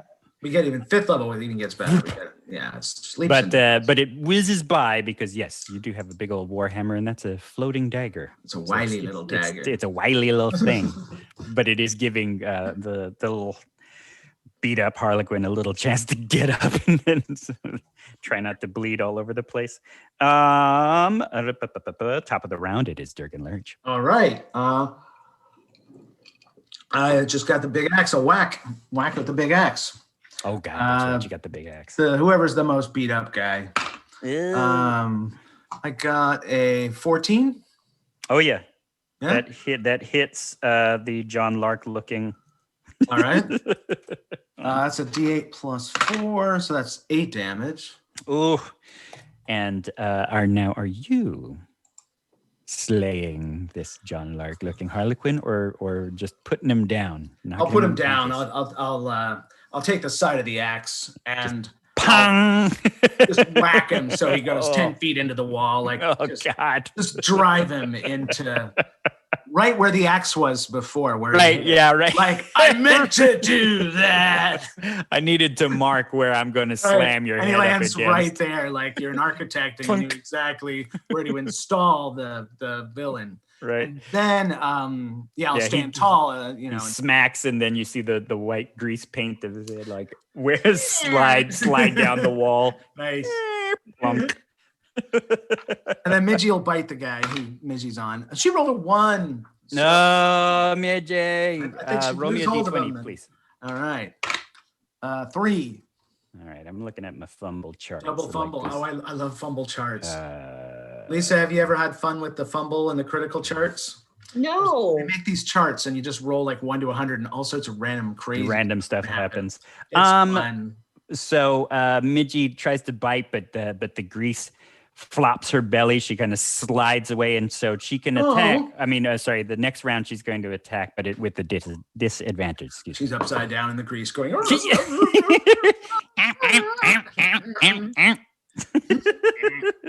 Like Daggett in Battlestar, you know. Yeah. Now, That's it for me. it is Lexi. Lexi, of course, will. Gosh, is Lexi going to? Lexi, I think she's going to try to dance over again, and I think she's going to dance over with Dame Harlow here, and we'll try to get a little bit of a. No, you know what? Lexi's a little smarter than that. She's not going to hit the helpless Midgie who's rolling around. No. No. She's all cute. She's just too cute, you know. She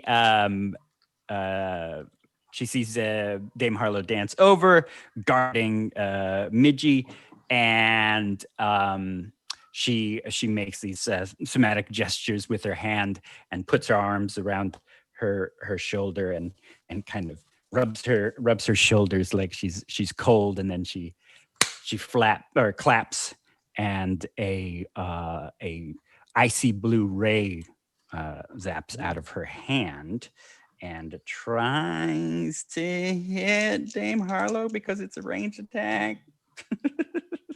I don't know. She probably will not. Let me take a look at this spell right quick. Oops, that's not the spell I'm looking for. D&D Beyond, you silly Billy. And mother. Is it Ray of Frost? Yes, but she gets a 17, and Dame Harlow has an 18. Oh, for her body. So you feel the cold ripple past you, crackling against your shield. You see the icicles form, but then you bring yourself forward, and the ice shatters past into her hand. More frustration and venom in the look of Lexi's eyes as she's like, and you remember in your flashback always just being one step ahead of Lexi there, and a little frustration. But of course. Son of a mother. Thug time. The thugs are going to try to do something about this situation that they're in. I'm gonna make a morale check for the very wounded one by Midgie. God, he's going to try. He doesn't want to look bad in front of everybody.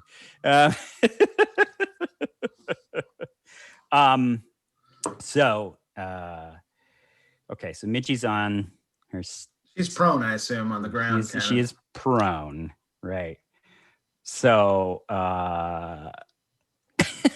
he's going to flip over a table to try to pin her, or a bench to try to pin her down. Oh, Since he's in no mood to be dancing and cartwheeling and anything like that, he's in trouble. Put something between me and this thing. Yeah, please, God, stop this thing from attacking me. He gets a 14. What's Midgie's AC? Or AC is 15. No, he kind of clambers down on her, but it's only like at her back end, and she's kind of crawling out from under that. And he's like desperately like, please, Rick, pin down this thing, pin down this hound, Rick. But to no avail. And oh, sorry, I forgot to do the dagger that is floating around Dame Harlow. Floating around Dame Harlow. And so it's got a + 4. Yeah, no, it does not. Pings against off your shield. This dagger floating around doesn't even seem to be floating as if on strings or puppeted. It almost has this intelligence that it's trying to find a weak spot. But you, of course, dance with such elegance, Dame Harlow, that you're using your shield, still dancing, still moving between its movements and its strikes. So the slow blade finds no purchase. Thug. Thug on Dirk. I think Durgan. that's my T-shirt. I think that's Dame Harlow's T-shirt motto. Yeah, I like that. Slow blade finds no Finds no purchase. This one will try to cartwheel you again. Basically, he's trying to grapple you till you become incapacitated. Okay. So it's I assume we'll do another contested. All right, acrobatics or whatever. Yeah. That's my best bet. Don't roll garbage. I rolled a 1 again. Oh my gosh. Oh my gosh. I feel like I'm going to use an inspiration. This is a moment. Oh, you do have your inspiration. I Yes, you have do. an inspiration. You do. I feel like this is the time to use it. Okay. I'm going to do it. I It's rolled- his was, let's see, +2, 18. Oh, 18. I got a 12. So that's hard. That's hard for me to beat. So yeah, it wouldn't have mattered. It is grappling you Please don't up, fumble. and you are incapacitated, my friend.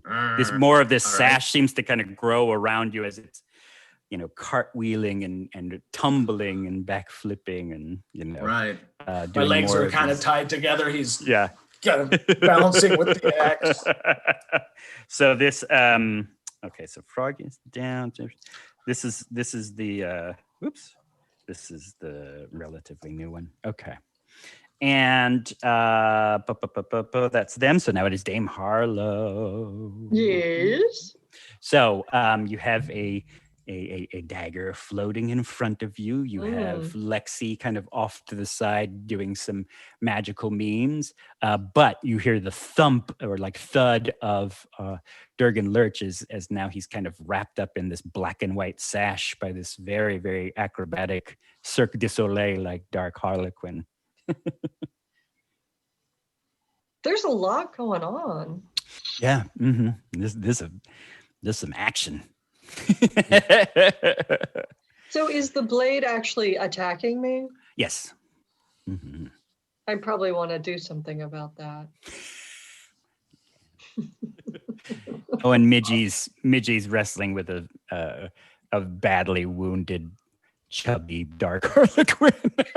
So this is Trying to terrier protect on the himself at ground. the He's table. like, Marcus, you're so good at this. Mayhem. Good stuff. So I think that I'm gonna knock that blade out of the air with my dragon tail whip. Ooh, go ahead. All right. So I'm rolling. And remember the armor class to hit this or whip this animated knife, out of the air is 17. Oh wow. The pressure's on. Do it. I got is that a 6 or a 9? That's a 9. 9. Well, Plus 4. is 13. not enough. Not enough. 9 and 4, 13. Not enough. The whip strikes it. But again, it dances and moves and mocks you almost. Damn you. It mocks you. It vexes me. Durgan, you are incapacitated. Yes. Wow. So I have to break out or Yeah. Mm-hmm. Let me take a peek or at just fight while I'm incapacitated. I guess. It is Probably hard to do. I believe incapacitated, unfortunately. Yeah. Conditions. Uh, Incapacitated. You can't take actions or reactions. It says an incapacitated creature can't take actions or reactions. Okay. So can I move? But Midgie is Midgie can try to attack. and you something. can you move? She can move. Well, the guy who's trying to like get away from Midgie, she could probably run from him, and the guy's not going to really whack her. So yeah, he's not holding on. She'll run to help. Midgie will come to help. He's not Durgan. holding on too much. Midgie will come to help Durgan and attack the guy who's on him. Okay, sweet. So 15. Okay. She gets a 14. That's a hit. Yeah. Right. Yeah, he's kind of paying more attention to you, anyways. 10 damage. She got an 8. So oh my god. +2 is 10 damage with her little. Jesus Christ. Daddy. God damn it. Yeah, it almost sounds like Daddy. She lunges up and yet no scream, just an expression of agony as you're kind of wrapped up there, and he spins around. You see Midgie on his rear end, like latched on, like swinging like a metallic tail behind him, and he's so he drops the sash. I would say it would take you an action to get out of it, but you're now you're now no longer going to be incapacitated because just like immobilized. He took a ridiculous amount of damage. So. Oh, good. All right, cool. Well, I'll try to break out then. Okay. So I'll roll for that. I got a crit breakout. Yeah. What do you do? I have some. Obviously, I got some cutters. Right. I got like 2 sets of scissors. So he kind of drops the axe to the ground, pulls out like 2 snippers, and just goes and just like dices it up like in an Edward Scissorhands kind of way. We just see black and white silk flying everywhere. And then he just steps like 3 feet to the right, and then it's just all floating like confetti to the side where he was, and then he's like kind of now free, and then he straps in the scissors and then grabs the axe, ready to fight. Okay. And smiles at Midgie. Good girl. Give me a performance roll with that. All right. I won. I'm terrible at performing. Which is very bad. That's a 0. It's not even a 1. It's awkward. A 0. They're so not. They're just so capped as the black and white chopped pieces of silk. They float like this very Japanese Buto theater rain against Dame Harlow. So everybody's paying more attention to that side of the room than you. Yeah. They're just like, look at this beautiful dance of violence these two ladies and this floating knife are doing. Who cares about this? These guys. Oaf with a dog. That's per usual. This is what I expect from life. All right. Speaking of beautiful ladies, Lexi needs to get her butt in gear if she's going to be doing anything. So let's try to make you laugh again. Let's make you laugh, young lady. So she's undignified. Right. Yes, it is very undignified. So she will cast it again. Your target number is 12 with your wisdom save, please. Wisdom saved. I'm always on the wrong part of my screen. Okay. Oh, right. I only got an 8. I got a 5 on the dice plus. That's a 10 because you have a +5 on wisdom. So yeah, 10's probably not enough. Not enough.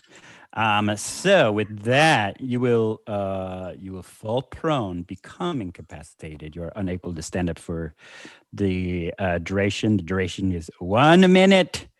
You will be laughing at this, but at the end of each of its turns, or your turn, you can attempt to make another wisdom save to break out of this spell.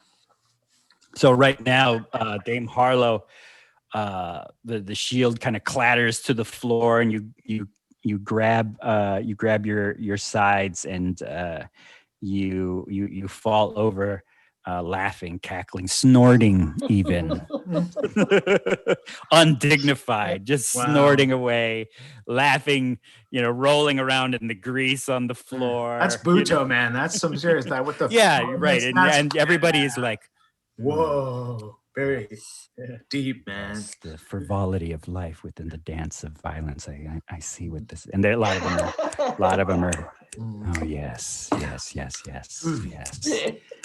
You just hear it in the back, like a cello, a very a very Twin Peaks like band is like. People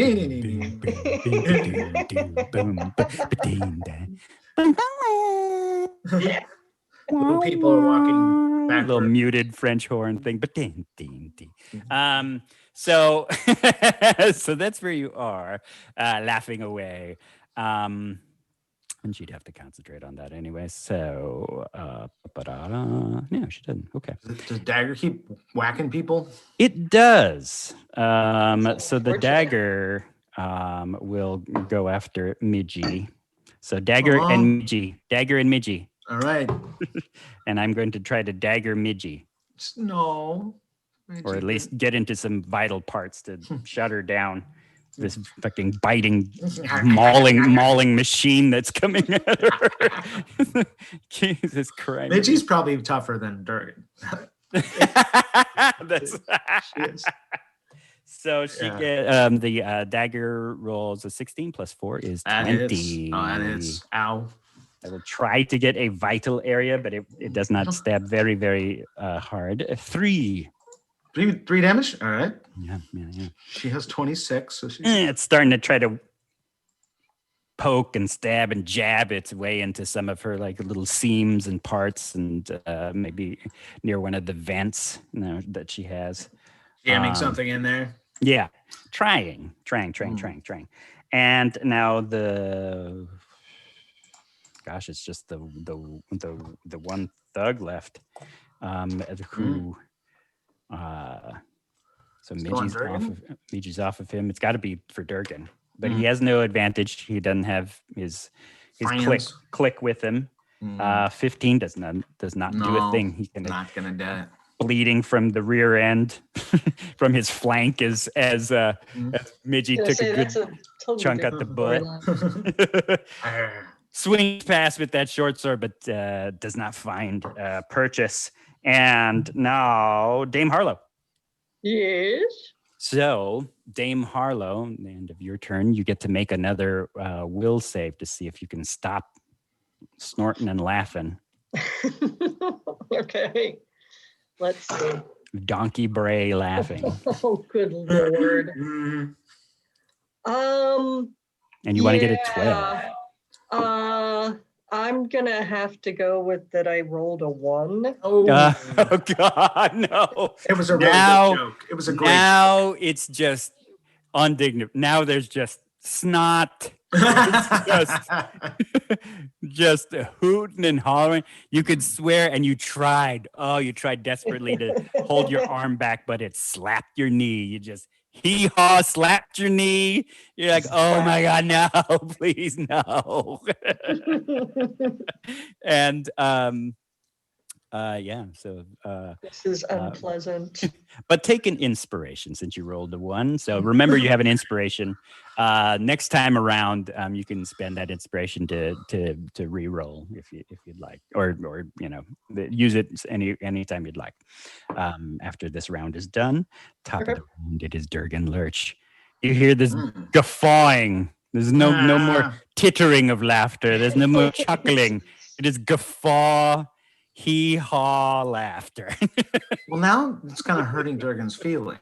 Like, what? Like, thought we were cool. Like, no, this isn't funny, And he's a little bit disappointed, and he's confused. Why are you laughing? I'm gonna give him an Arcana check to just see if he knows it, like there's a spell on it or something. Oh yeah. Okay. All right, he got an 18. Oh, so I'm yeah. thinking You, he's you like, definitely know that that- Tasha's hideous laughter is upon her. right. But I still got this guy on me, right? This guy, yeah, is you're engaged with this guy. Midgie has a knife darting and dabbing, or, stabbing at her, and Lexi is she's dancing. She's kind of doing her doing a groovy. little. She's doing a little back and forth. She rolls upon the floor, so you know it is not technically traditional ballet. She's on the floor. She, a lot of flopping on the floor. So that's very modern. Oh, okay. Wow. Very avant-garde. Yes, very avant-garde. A lot of explosive springing movement. And but she is dancing her way towards you. She's kind of cocked.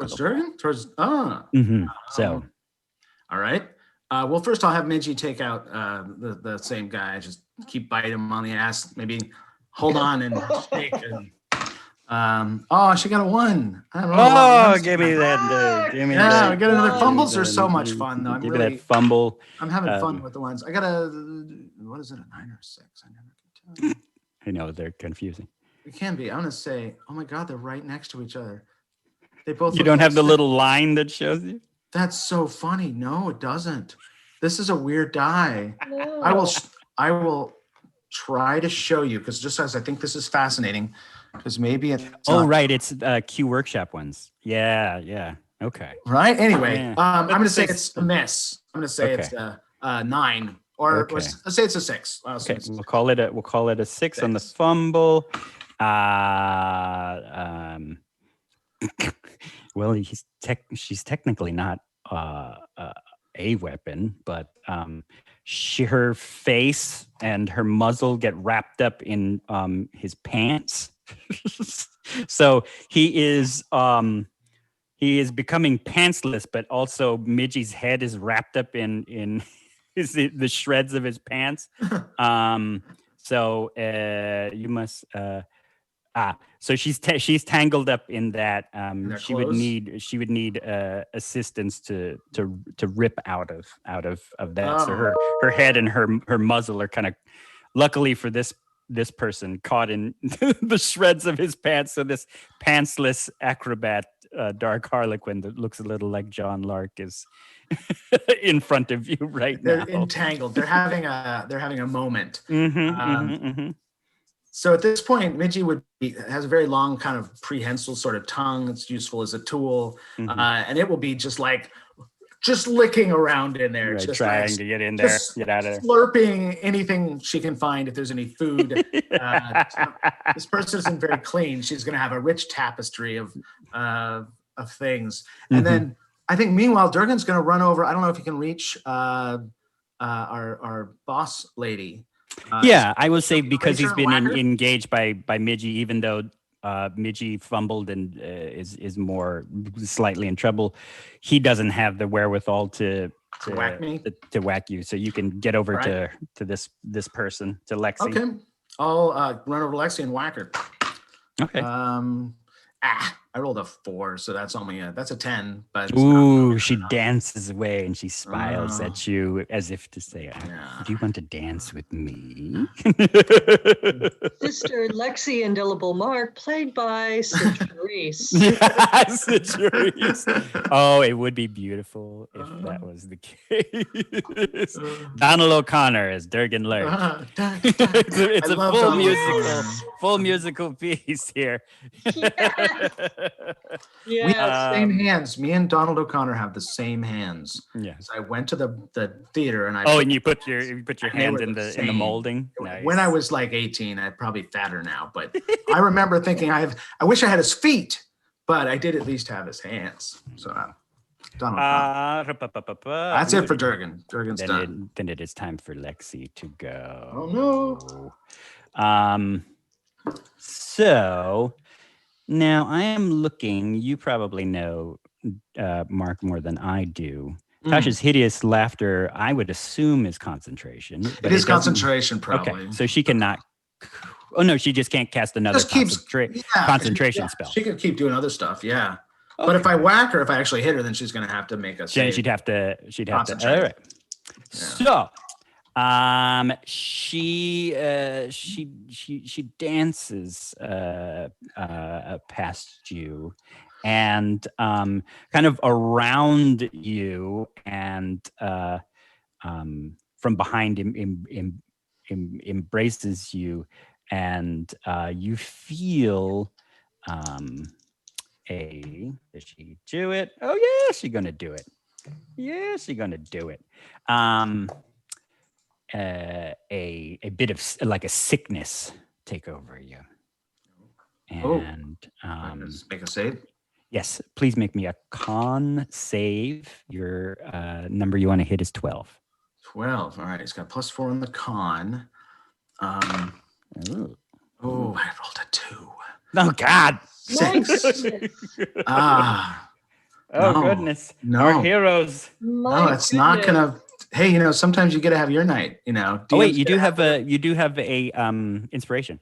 Oh hell yeah, I'll use that. Oh my god, yes. From Midgie's Yes. tangle. Okay. Oh, beautiful. Okay, that was a 19. So That's better. That's thank better. you. Oh, inspiration Oh my saves the gosh. day. Oh my god, that would have sucked.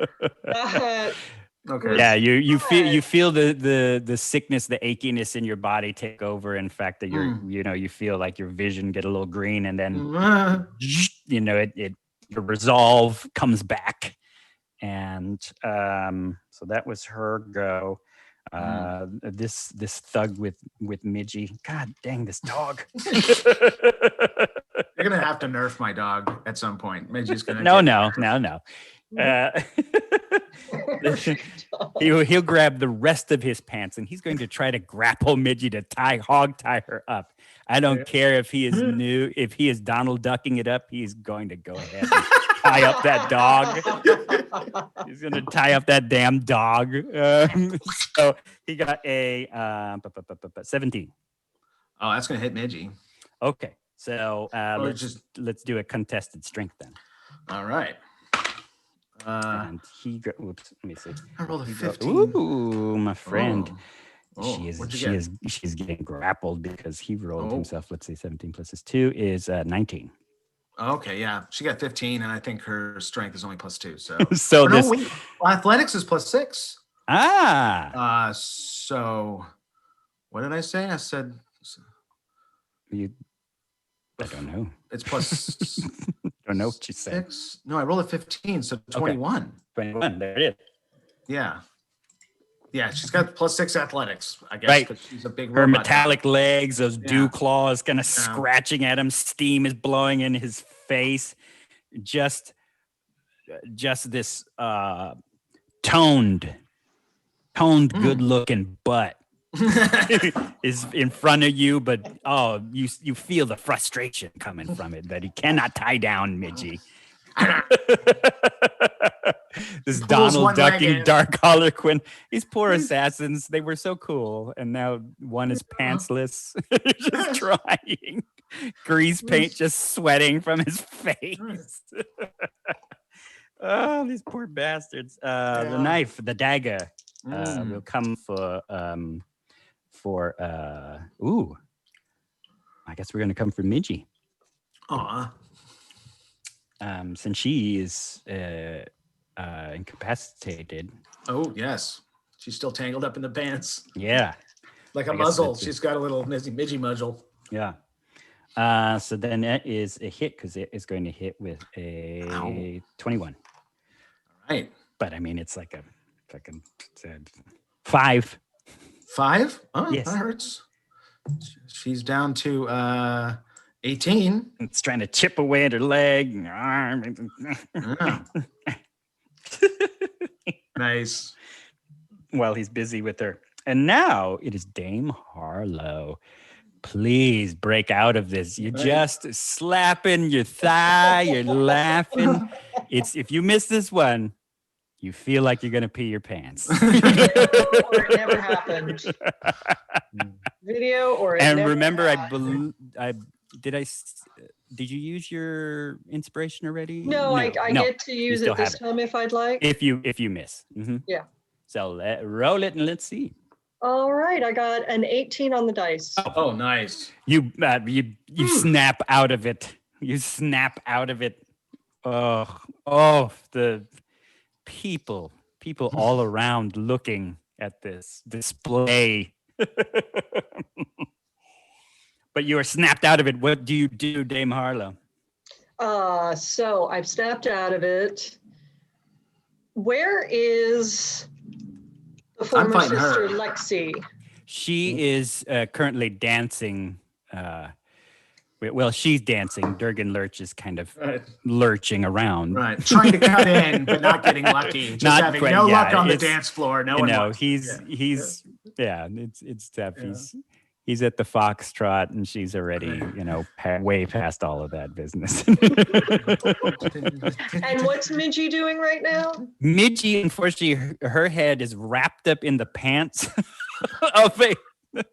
of a dark harlequin and kind of muzzled, and the dagger is like floating above her like a hornet, just stabbing away. You see little bits of oil kind of coming out of her, like her flank, like. And then there is a dark harlequin who is trying to look dignified and right himself, even though he only has now a silken shirt and shirt boots packing. and no pants. Durgan, And that's the one that looks a lot like John, in maybe Right. more than one way. Who knows? Durgan and I have been really at opposite ends of this fight. So You've kind of been circling around this. We could do a little fight's been going. back-to-back kind of action, and I find my way to Durgan Okay. and hi. that must have Yes. been a really funny joke. You gotta tell it to me sometime, maybe, when we're not getting beaten by this. Who's this, your friend? I know not of what you speak. But yes, this is Sister Lexi Indelible Mark. She was once a very powerful sister that I trained with in my novitiate. Mhm.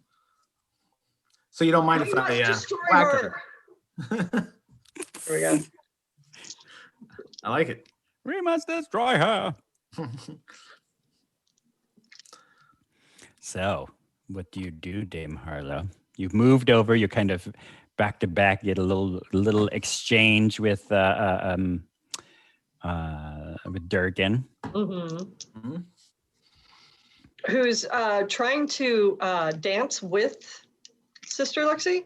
Well, she's kind of dancing around him. He's just sort of like a statue that doesn't move very well as she's jumping all of, he's not a dancer particularly. Right. He's rolling very badly on his performance rolls. So it's just like, imagine you're a robot and all you know how to do is the robot and you have to do something else. It's like that. Mhm. Do I have any spells to make him Fred Astaire? I'm looking. Yeah, well, maybe if you cast command and say and dance, maybe Dance. maybe That that'll would be do it. cool. That would be bad. You want to dance? Whatever you want to do, go for it. It'd be funny. Ah, Remember, you still have Wrathful Smite going. And one thing you should know is that smite you did, it's still going. So you can just keep smiting for a minute. So you might want to just whack, use the whip or, that smite you did, it keeps Yeah. going and going. So when do we know that it keeps going? This is like a it point. says it'll say on the spell, if you find the spell, it'll say duration. And in this case, it says duration 1 minute. So just so you know, you might not know that. Now you've got this extra D6 you're carrying around for a minute. So if you want to drop one of those, that would be efficacious, shall we say. Let's do that. All right. Yeah, so I'm going to keep smiting. Mhm. We're back to back, and I'm going to smite with my bullwhip, which I Oh, haven't that's right. pulled Yeah, you did out that before. lately. Cool. Mhm. Yeah. Nice. Mhm. Yeah, you pull out the bullwhip, you see Lexi's eyebrow like cock up. Arch up, like Yeah. when it these. And curious. Mhm. Yes. Mhm. Memories. Yeah, we hadn't gotten to bullwhip training before Lexi had her fall from grace. Mm-hmm, So Mhm. she doesn't quite know of my prowess. mm-hmm. So I'm rolling things? Yeah, go ahead and attack her. Okay. I think you're +4 with the whip. Yep. +4 with Oh, the an whip. 18 on the dice and Nice. +4 is 22. That Nice. is a hit. You can I bob excelled. and weave. She is she's like, oh, this is a new thing. I've never seen you use the bullwhip. And then out of nowhere, it just strikes her. So it hits her. Now roll 1d4 + 2. That's the initial damage. Your d4 is your triangular or your pyramid die. Hey, how's it going? I haven't seen you in a while. I know. Oh yeah, we were supposed to drink. We haven't heard a meow yet. Oh, had she had the? I No, didn't she hear sacked anything. out, I guess. She spent a lot of today out in the yard, and that just, Aw. it takes it out of a girl. Yeah, Yeah. I hear you. So I rolled a 4 on my pyramid dice. Okay. Oh, nice. And then that's a +2, so altogether 6. Gotcha. And now Wrathful Smite. Well, that's another D6. Oh, you can do all 3. You can stack them. That's crazy. Yeah. That's cool. So you get a D6 and a D8, right? If she's combining getting those smites in. Yeah, the wrathful and the other kind of smite. Can she Divine. do both? Divine smite? Can she double Oh, it? this is the 6. Is this the 6? I forget. It's been a while No, since I played she chooses which one paladin. to do. Yeah. Okay, good to know. That would be pretty glorious if you could do both. It's because they take bonus actions, and she can only have one bonus action. One bonus action Oh, at a that's time. It's so good to have a lawyer in the sky who Yeah. knows the answer to the question. Thank Yeah, you. the last time I played a paladin was a couple of years ago, and that thing just wrecks shop with those smites. But I Yeah. forget. Wait till you crit, then you just. There's- So Wrathful Smite, my dear. Yes, I'm rolling. I'm rolling. God, stop yelling at me. God. You're just rolling 5. damage. Nice. Huh? Right, we're at 5. Whoops, sorry. There we go. And then they Okay. have to save on the fear. Yep. We'll make that. Scary. Okay. And she needs a save. I believe we're at 12, is what we said last time. Okay. Mhm. And she rolled a 12 plus Oh. plus her will is Oh, she made it. but it hurt. it certainly That's something. it certainly hurt. She isn't frightened, but where does it strike I feel her? like we're saying that a lot these days. I mean, sometimes you can only hope that it hurts. Yes, it's as long as it just hurts. No, I will not be frightened. Where does it strike this Lexi? This strikes across her cheek and slices down to her heart. A long, Mm. thick slice. Just Ugh. splits the skin open. Bullwhips aren't fucking around. Yeah, they aren't. They do not fuck around. You can be mortalized. And she slams back, loses her footing, crashes to the floor, and is still up, but she now is taking a back a pace. Durgan Lurch, it is your go. I'm gonna follow up and whack at her. Mm-hmm. So we'll just start with Durgan. I'll try to hit her with that axe. Let's see, 14, and if it's not enough, I'm going to use a special ability. It is not enough. Okay. You want a 17. He can do I've never used this ability for Durgan, but Oh. because he's a hobgoblin, he Yeah. has a racial trait called Saving Face, where he can get +1 for every ally that he has. So in this Mhm. case, I think I have 3 allies. Mm-hmm. Or is 2, you have right? 2. 2. So I can get +2 using that ability. So it's only going to make it 16. So not enough. Not enough. And no more inspiration. Correct. Left. I think I used that already. Yeah. So Okay. he tries to swing and whack. Midgie is tied up, kind of. She has to get out of that, right? Right. Yeah. It's just it's tearing free of it, basically. Strength check or something to Mhm. do that. Yep. All right, so I'll roll that for her. She got 13.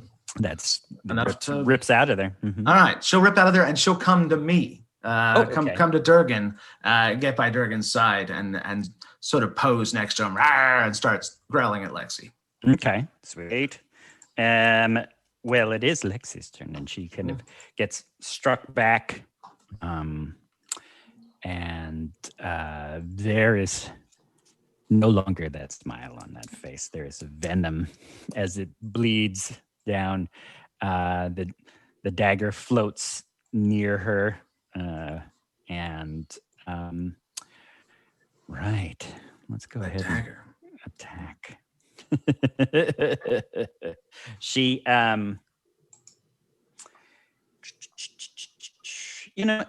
she's physically going to attack.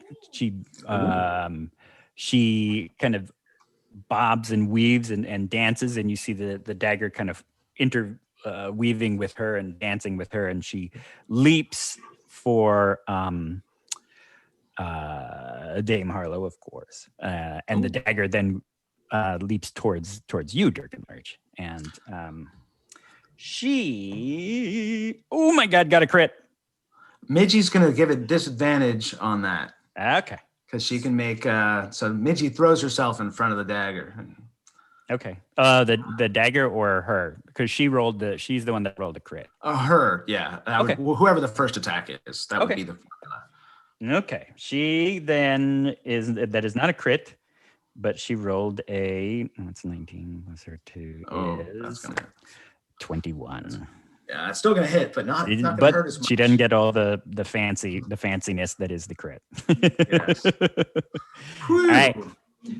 So she gets that, and Was that on Durgan or was that on Dame? that's Dame Harlow, Ah, the one that split her face open, yeah, she's returning the favor. returning the favor. With a 5, she slices you with that dagger across your arm. You see it just feint and miss your shield, or your shield misses the block as she slices across your arm, and as she pirouettes away. What you up to now, Dame Harlow, as far as health wise? You're still fine, but I think she's at like 18, right? You've taken 10. I think you're fine. Yeah, sure. You're all right. You're looking tough. Yeah, I just got sliced. That's all. Yes. Slicing and dicing. There's just other the other little hits, but it was mostly because of your laughter, so that didn't cause any damage. But Cool. the knife goes towards Durgan, Ah. and that will get 18. Okay, that would hit, but reminding Dame Harlow, she has that ability where she can make. Yeah, she casts. Use your shield and protect me, or if you know that ability to give me a disadvantage, give them protection. Right, doing the protection thing. You want to use that for me so I don't get Yes. hoit? Yes. Okay, and that would use up your bonus action when you attack later on.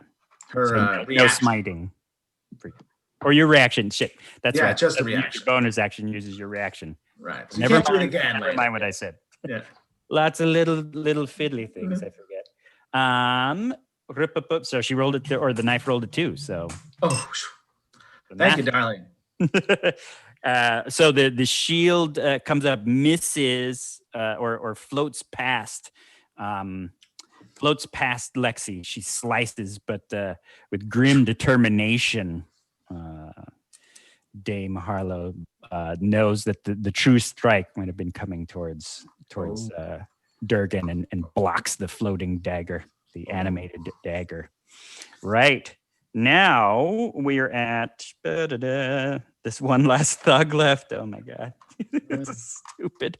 All right. This guy's going to swing with a bar chair at Durgan Lurch. No! His back is Right. I got no defenses at this point, just my shield. Okay. Then he gonna hit you. No tricks.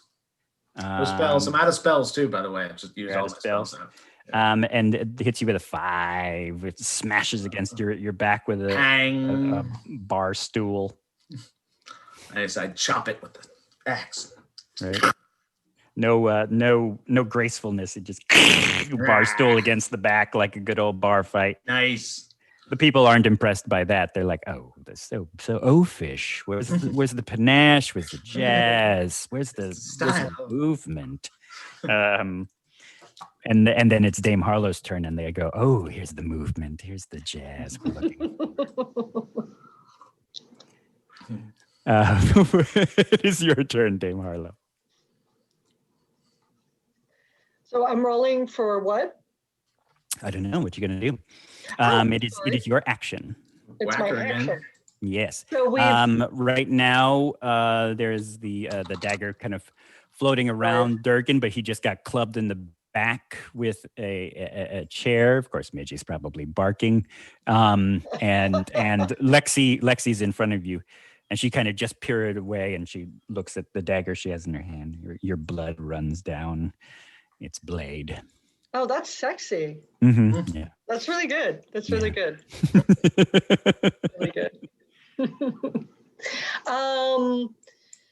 So I am just hell-bent for leather to take this fallen sister out. Mm-hmm. So that's what I'd like to continue to do, is I want to go after her. Okay. So Get at her. Get at her.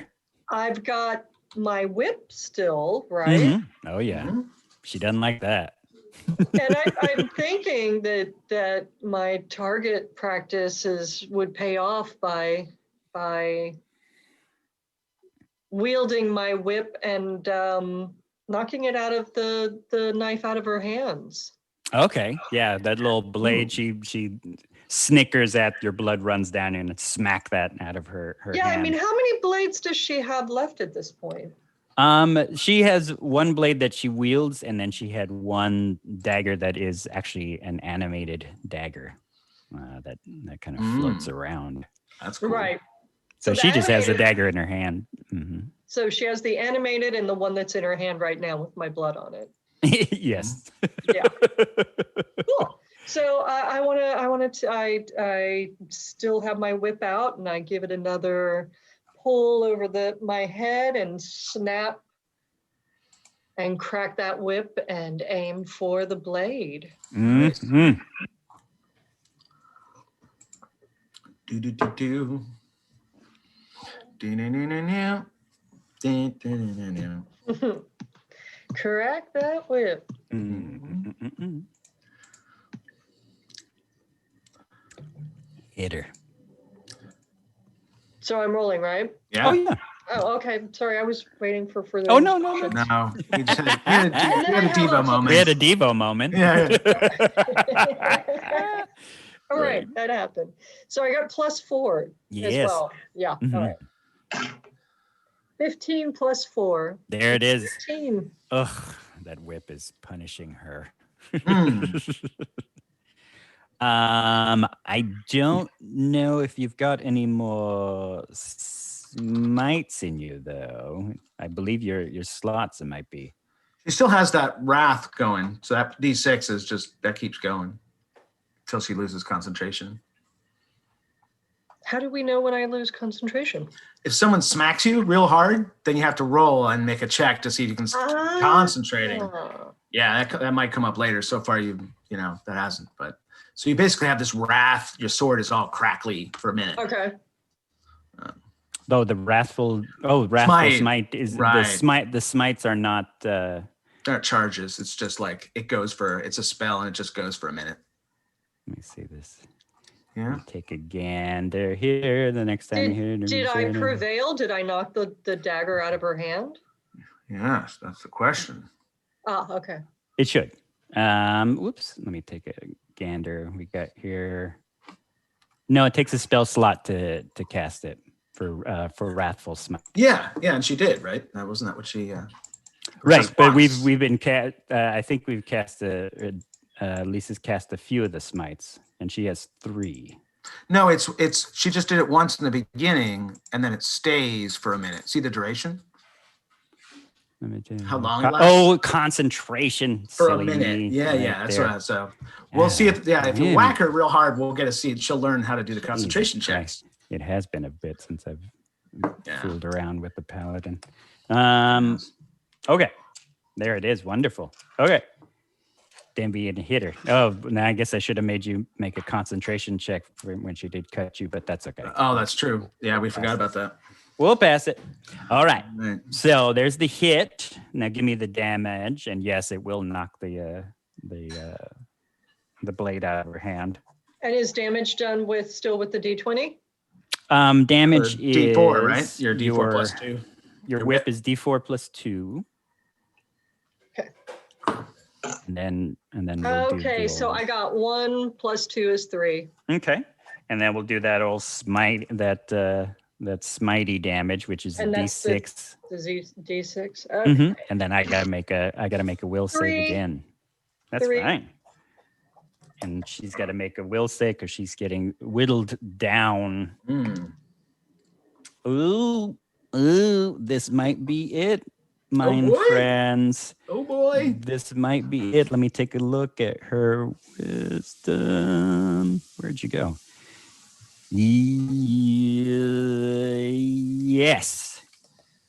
That is it. She got an 11. She needed a 12. She is frightened. Oh. So the blade is knocked from her hand.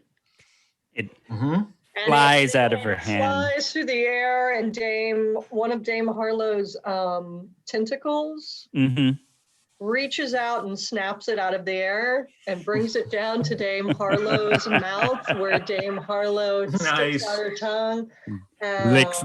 Licks her own blood off the blade. And you feel or you see the ultraviolet energy crackle through her chest into her heart, squeezing her will, and you see finally the venom leave her eyes, and doubt and hold on 1 second here. What?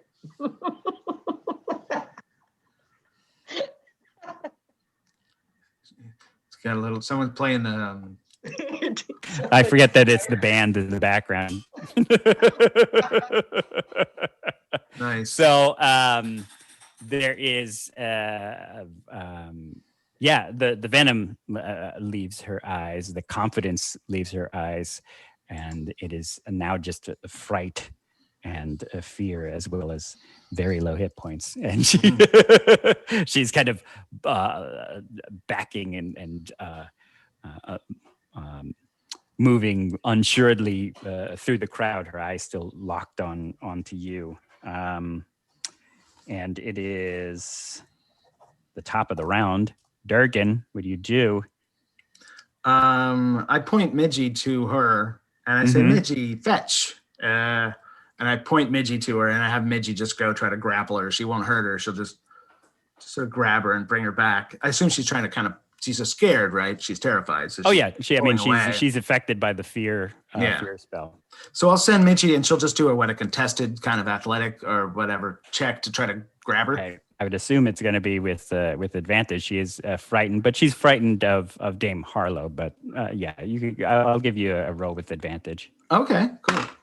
Well, the first one was a 19, so I'm just fishing at this point. Yeah, so Midgie probably makes that, unless you can beat the 19 with her strength or acrobatics or something. No, all right. Not with a 2. All right. So Midgie's got her kind of pinned and pulled down. She's kind of holding her, and she's getting ready to drag her, back to us. Yeah, and she still doesn't speak. It's pantomiming. Right, they're all mimes. The fear.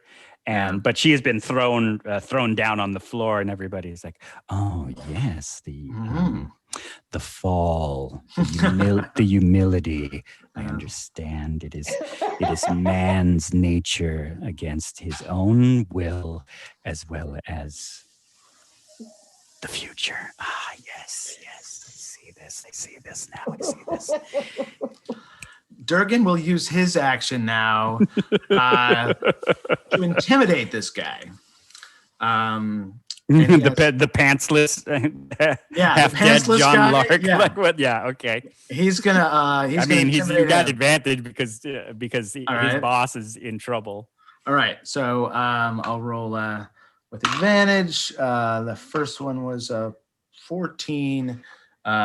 His intimidate. So 13 was the first roll. Yeah, 13 is my best roll. That's it. Yeah. No, it's Yeah. it's I intimidating. mean, it was a 10. So. Oh, good. All right. So he just sort of stands there trying to look boss. Yeah, holding the axe in his hand like he's the cover of like a Frazetta painting, and he's like, like, do you really, yeah, really one want this? foot up on like Right, a bar bench. Right. Yeah. Just like the death dealer with his battle Right, axe and yeah. shield, he needs as a horse. But you can see Midgie in the background. It's almost like, yeah, he's just looking awesome and trying to be all cool and stuff. Yeah, and he's got no room to really do much. He's got like one of his right butt cheek is punctured and bleeding. He has no pants on. His grease paint is kind of fallen away. I just look at him. I'm like so sad. It's like kind of pathetic. I mean, he's Durgan's like a little like just go, you just go. And he, he turned tail, and you hear the flapping of his flanks as he as he pushes his way through the crowd, and they're like, yes, more humility. Man. We are brought back to a young age where we are pantsless infants running from opposition. I love it.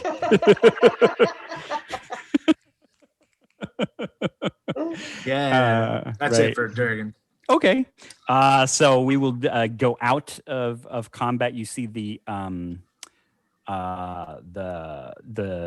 blade almost like Midgie. It kind of is like still on guard, like, but it floats by its master. It floats by Lexi, and she kind of nods her head, and it flits through the air and lands and digs itself into the wood floor of the bar.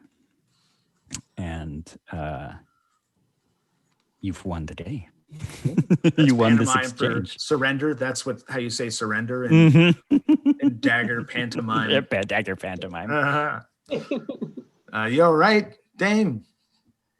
Of course. Yeah, all right. Well, are you? I took a few hits, but you definitely did. Yeah, be all right. Not as much as they did. And he just looks at the chaos and just insanity. Yeah, you just like taking it in. Like there's probably a few of the Harlequins are just about coming to now, but I mean they're concussed, so it's not like they're doing much. They're just kind of like clunky. One of them kind of gets up and drops down again. Yeah, we got to get out of here. They're going to be more of them, right? They're going to be more after us. I may have some bad news for you. Yeah. And with that, I pull out the scroll. Oh shit! Yes. Yeah. And unfurl it and hand it to you, Durgan. I think you need to take a look at this. Oh shit! He just looks at it in shock. I'm sure, just like, oh. Yeah, it's a contract, wanted dead or alive by Lady Scallion of the Hands of Shenanigans upon Durgan Lurch, Rognobble, or people fitting your description of 6 petals and of a little firefly. That was Glitterfish, but that's right. Is Dame Harlow's on the scroll as well? Yes. You are not. Or no? Not. And you're not. But you're. They saw that you were all sitting together at a table and figured, okay, they're associated. We'll get after those other ones, and known associate. Known associates. Right, and John Lark too would be, I suppose. Yes, but you see that. Lexi is frightened and down. She would try to run, but Midgie's keeping her kind of cornered. Yeah, you can do whatever you want with her, Dame Harlow. This is your this is your problem. This is your relationship. I don't want to, involve myself in, whatever shenanigans you two have going on. I respect your privacy if you want to have a moment with her, I'm trying to be a sensitive guy now, I read a book.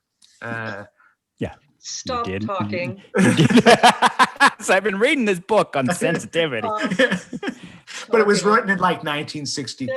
Like when you hear in your head, Yeah. when you hear the Mhm. internal dialogue about to say, I read a book once, I read a book. Yeah. like that is a really What's good next? time to stop yourself. Yes, Yeah. I agree. I think that's good discipline. But the long and short of it is you two have, he'll just back off and, you can have your little moment and figure out what you want to do with her. I don't give a shit. Is Midgie still kind of guarding her though? Yeah. She's Oh, like okay. ready to go at her. And Probably. she's there, frightened. You see now that the venom and everything is gone. There's just this young, and her, young willful woman who looks that because of the spell, her will is kind of broken a bit, and there's blood from her hand from the bullwhip, and you see blood from her face down, splitting her black and white bodice open. It blood splash on her pale white hair. Yes. And she's It's kind of, you're starting to paint the picture like on those True Detective novels that our grandmothers. yeah, Nice. that's what I'm Prestige, going with. That they're those really lurid totally. covers. Yeah. Yeah.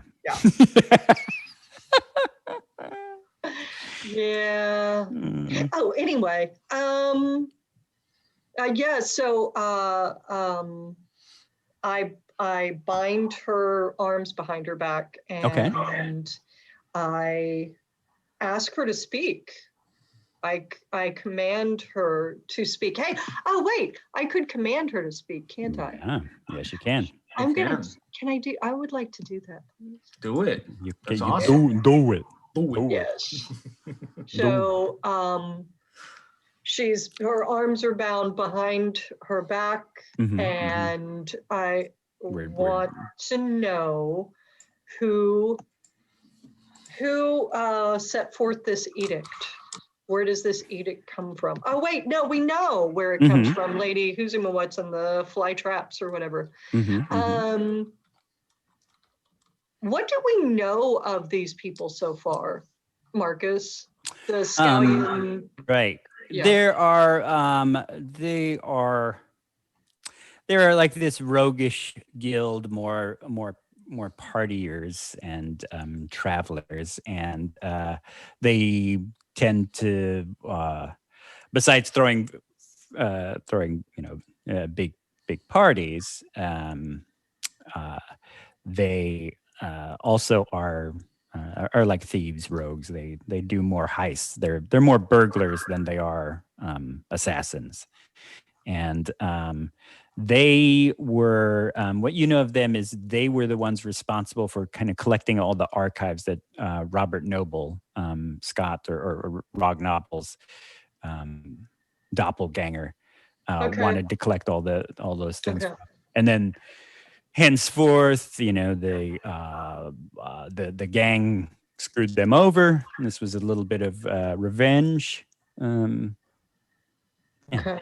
And that's far as you know. When you were asking around, or Durgan Lurch was asking around about them, they were just about to pack up and kind of get out of Deeplington to maybe another place. So I approach Lexi and I say, I have a question for you. Did you come to deliver the message, or did you come to kill us? And she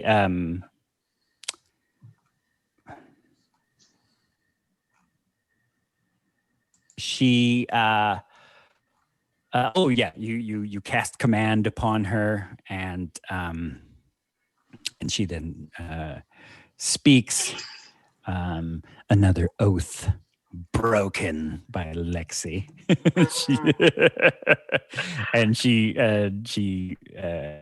she speaks and she says, we were here to capture you and bring you forth for pay. But once I saw you, I had to test myself. And so maybe if we were too aggressive and fatal, so be it. The contract was still your death, as well as bringing you back alive for their own questioning. And with that, I reach forward and grab Lexi by the chin, Mm-hmm. pull a dagger out of my cloak, and slit her throat and kill her. Okay. Holy shit. I need to roll to see how Midgie reacts to this. Midgie doesn't have any heart. She's just Midget, yeah. just like, oh, look at the blood. Right. It slices across her throat. You know, and she is an oath breaker of the order, and left it probably under a not so good means. And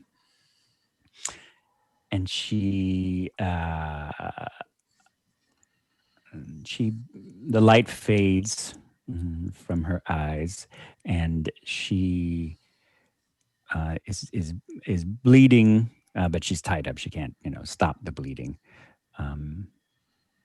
But you feel her smile, against your fingers, and she leans forward, and she can't even say it because she's bleeding from her throat. So she leans forward and half-heartedly, with her last breath, gives you a kiss and dies. Wow. So Lexi is gone. The others are beaten and away. What do we do now? Durgan's busy trying to clean up the mess a little bit, at least figure out how to cover their tracks while she's having her little murder moment.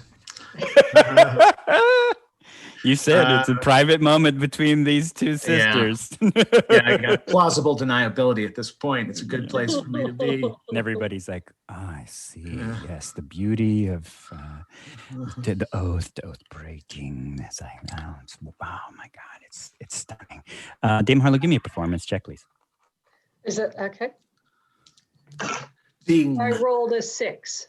Ooh, they were a little like, I could have used a bit more bondage there to really illustrate the struggle, the inner turmoil. Tension. I really want to hold on to that. So yeah, these two Waldorf and Stadorf like critics are up in the stands. They totally miss the point of the interaction, and they're like, oh well. Okay. So what are you doing now? I think we got to move. Looking at this wanted poster and everything, people are going to be after us. This isn't the only ones, They're going to squawk all those whatever those little mimes were. See them in Central Park all the time. Those guys drive me crazy, trying to take my money. I swear, one of them pickpockets. Yeah, they took like $5 out of my pocket once. I swear, I hate them. So yeah, I think we gotta skedaddle. Maybe find the others. I don't know where the hell Rugsy went off to.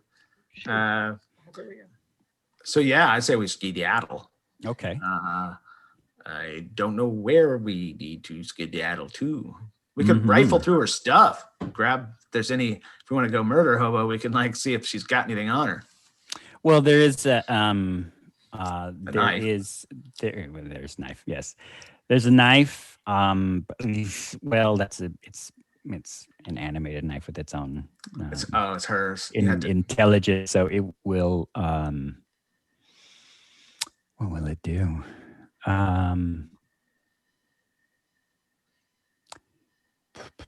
Durgan and Dame Harlow, could could you both give me a just luck and add your charisma modifier? Okay. Oh, charisma. All right. I have a 4. Dame Harlow. I have a 2, but my numbers have been off all night. So, Oh, it's a drag. like, yeah, on my page, I keep saying numbers, and y'all are like, no, you've got 5 instead of 3. My charisma says +2. yeah. Okay. What'd you So roll? yeah. We thought you rolled a 2 when you said that. We're like, oh, no, bummer. Sorry. I've got 7 on the dice. +2 is 9. 9. Ah. Yeah. Yeah. The dagger knife, doesn't like us. the dagger You pops up killed and my mom. and is gone. Mm. Yeah. Well. Not my So, style. but amongst her stuff, besides another very impressive dagger, is a piece of paper that is where it's you could see that it is like the time and location for a meet written in the same handwriting. Oh, to that- bring us the place that that we're gonna Lady bring. Scallion had written her her signature, and it's kind of in some of the upper levels, and probably you could say from the address that it is near some of the like the docking stations where you'd kind of come and go, you know. Mhm. All right. Well, then we should make a plan. Maybe we can ambush him. I guess your friend's not going to be able to help us.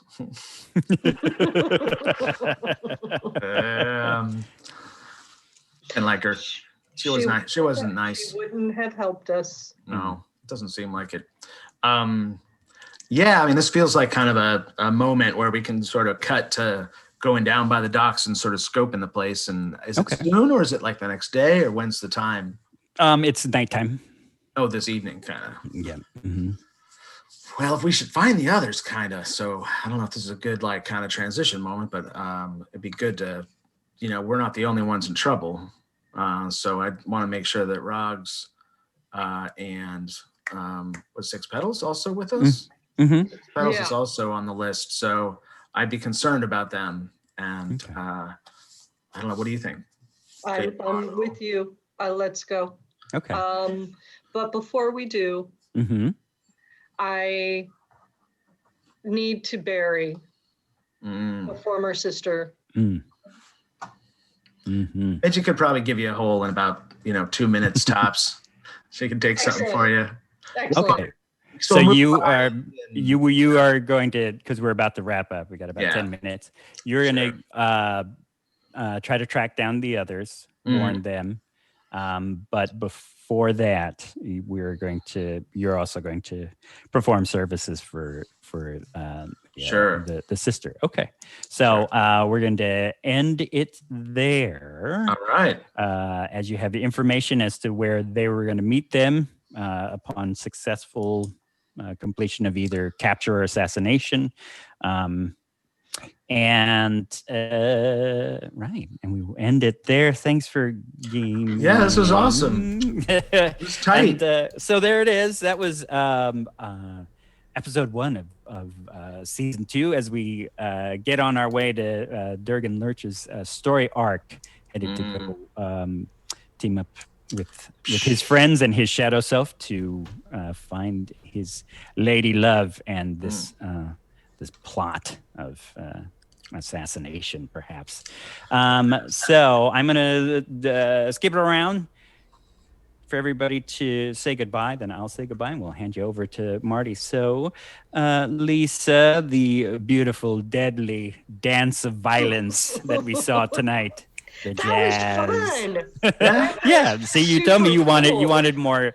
we've done some healing stuff. Let's get Yeah. into some night Yeah. combat stuff. So I wanted to give you Yeah. that. So Yeah. Lisa, say goodnight, and if you have to pitch anything, go ahead and pitch something for those of you in I'm San Francisco and the Bay Area. Listen up. just pitching how awesome this show is, and thanks. And season 2, yay, go team! And we'll see you next week as another group takes off on the road. Yeah, Awesome. takes off on Yeah. the run. Thanks. Oh wait, remember this cocktails still at DNA Lounge. Yes, cocktails. Don't forget. You can walk up and buy cocktails. You can order them from all those Grubhub, DoorDashy sort of things. Frog's Breath, which was in one of our storylines, and Dame Harlow is in there, which is me. And then lots of other wonderful, yummy, deliciousnesses. Wonderful, delicious cocktails. So yes, if you are in San Francisco, please stop on by the DNA Lounge. It is for cocktails to go, pickup to go, delicious pizza, or you can even order to have it delivered to you from Grubhub. And that's the DNALounge.com, I believe. And our friend, our battle axe wielding friend with the murder dog. It's a, you get your little Brad Pitt once upon a time in Hollywood with his pit bull at the time. Exactly. Durgan Lurch, Yes. it's out. Say goodbye. Thank you, everyone. That was super fun. That was just like right in the mix. Just all the little like, what do I do? Da da da. Like there was a lot of good action and all that. I really enjoyed it. I think I don't have much else to pitch except to recommend that things are kind of opening up now. Restaurants and bars, like you can go out and go to a bar safely, kind of, and people should do that because like it doesn't have to be a dead zone. We can like have a nice, safe place out in the sidewalk, and I hope people can come back and get the industry going again because I think it's really important. And I think a lot of people forget that like the show really, a lot of it started with like, hey, let's try to get some people, trying to help people out in the industry. So I just want to remind everyone about that. I think that's a big part of the show. And so yeah, help people out, donate, spend some money, have a drink, enjoy some fine cocktails. Cocktails. Yes, there are cocktails. So not only at DNALounge.com, you can, if you are in the city of San Francisco, please come on by the Blackbird Bar. We do have open parklets, and we are fully masked up. We are fully sanitizing. We are fully trying to take care of you and one another, as well as the business itself. While all this craziness is happening, and we're just going to try as much as possible. But if you feel icky about that, I completely understand. Stay at home. Please be safe. And if you are out and about, please wear a mask and take care of yourselves. I'm Marcus Flores. You can find me at MarcusFlores_13 at Instagram or Twitter. And, message me on there and say, you should probably read the rules more often. And I'll say, you're right, but that's why I got friends who know the rules and D&D Beyond. We just try to wing it, and I hope you enjoy it. I hope you will enjoy it when you watch us on YouTube or watched us tonight. So thanks for joining us. It was a great time. I'm going to turn you over to Marty, and he'll give you some further information on more shows coming up. So thank you. Oh, yeah. Well. Thank you. A really great combat-oriented show that did have that nice, twist to the heart there with the death. The neck, actually. The head. Yeah, it was very nice. So thank you all for running, Marcus, and playing Mark and Lisa. I am Marty Kaplan, your executive producer for the Midway Tabletop, and we have some fun things coming up. Not even 2 days away, we're going to be doing a Shadow Stories with Matt Steele, the inimitable master of horror, and he is going to be running a World War II Call of Cthulhu game set on a medical ship right in and around the end of World War I. I'm sorry, that's what I meant. I'm sure everything's going to be fine. It's fine. So that'll be Friday at 8, and then the second session Saturday at 8.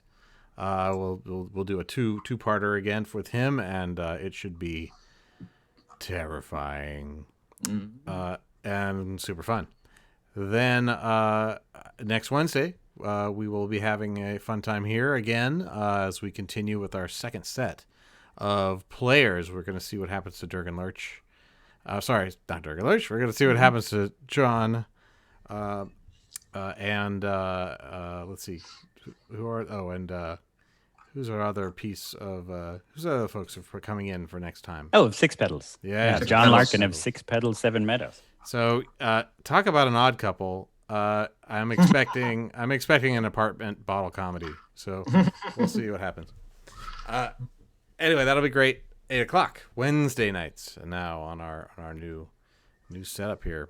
Then of course later in the month we're going to have Morktoberfest, a online convention full of games that you listening right now can drop into. You're going to be able to register on our Midway Tabletop Discord, and if you're just go to our notes or on the channel here or anywhere, or just search for it. You'll be able to find it pretty easily. Go to the website mysticmidway.com and click that link. Join up with the community. It's going to be really fun. We're going to have Marcus running, myself running, lots of other people doing cool, fun, one-shot convention-style games. And we'll broadcast a few of them here on the channel.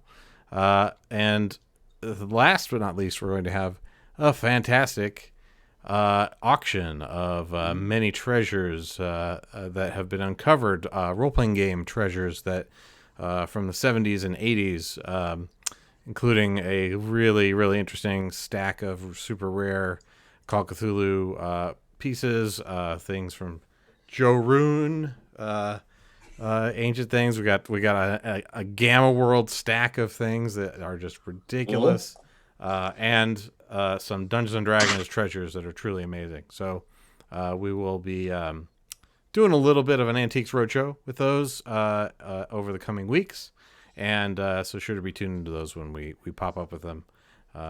It's just going to be a lot of fun, and we'll raise money for all those folks who are helping here at the Midway Tabletop and the Mystic Midway nonprofit. So rock on. Thanks everybody again, and we'll see you all soon on the road. Bye. All right. Bye, everybody. Bye, everybody. All right, cheers. See you later, etc., etc. Bye, bye. Yeah, okay. There we go, playing out with the tune. Bye. We have a new theme tune, as you can hear. It's the King of the Wandering Souls. And so, yes, enjoy, and we'll see you next week here on the Aternium Road. Bye. Be right. These are the fields where your words become gold. I am the king of the wandering souls. Welcome to my vast empire. All you behold and beyond. Pull up a crate by my tin can fire. We'll tell stories from dusk until dawn. We'll tell stories from dusk until dawn. I stand guard at the gate, hold the key to the state. I am the king of the wandering souls. To enter the Midway, you first must gain entree to the fields where your words become gold.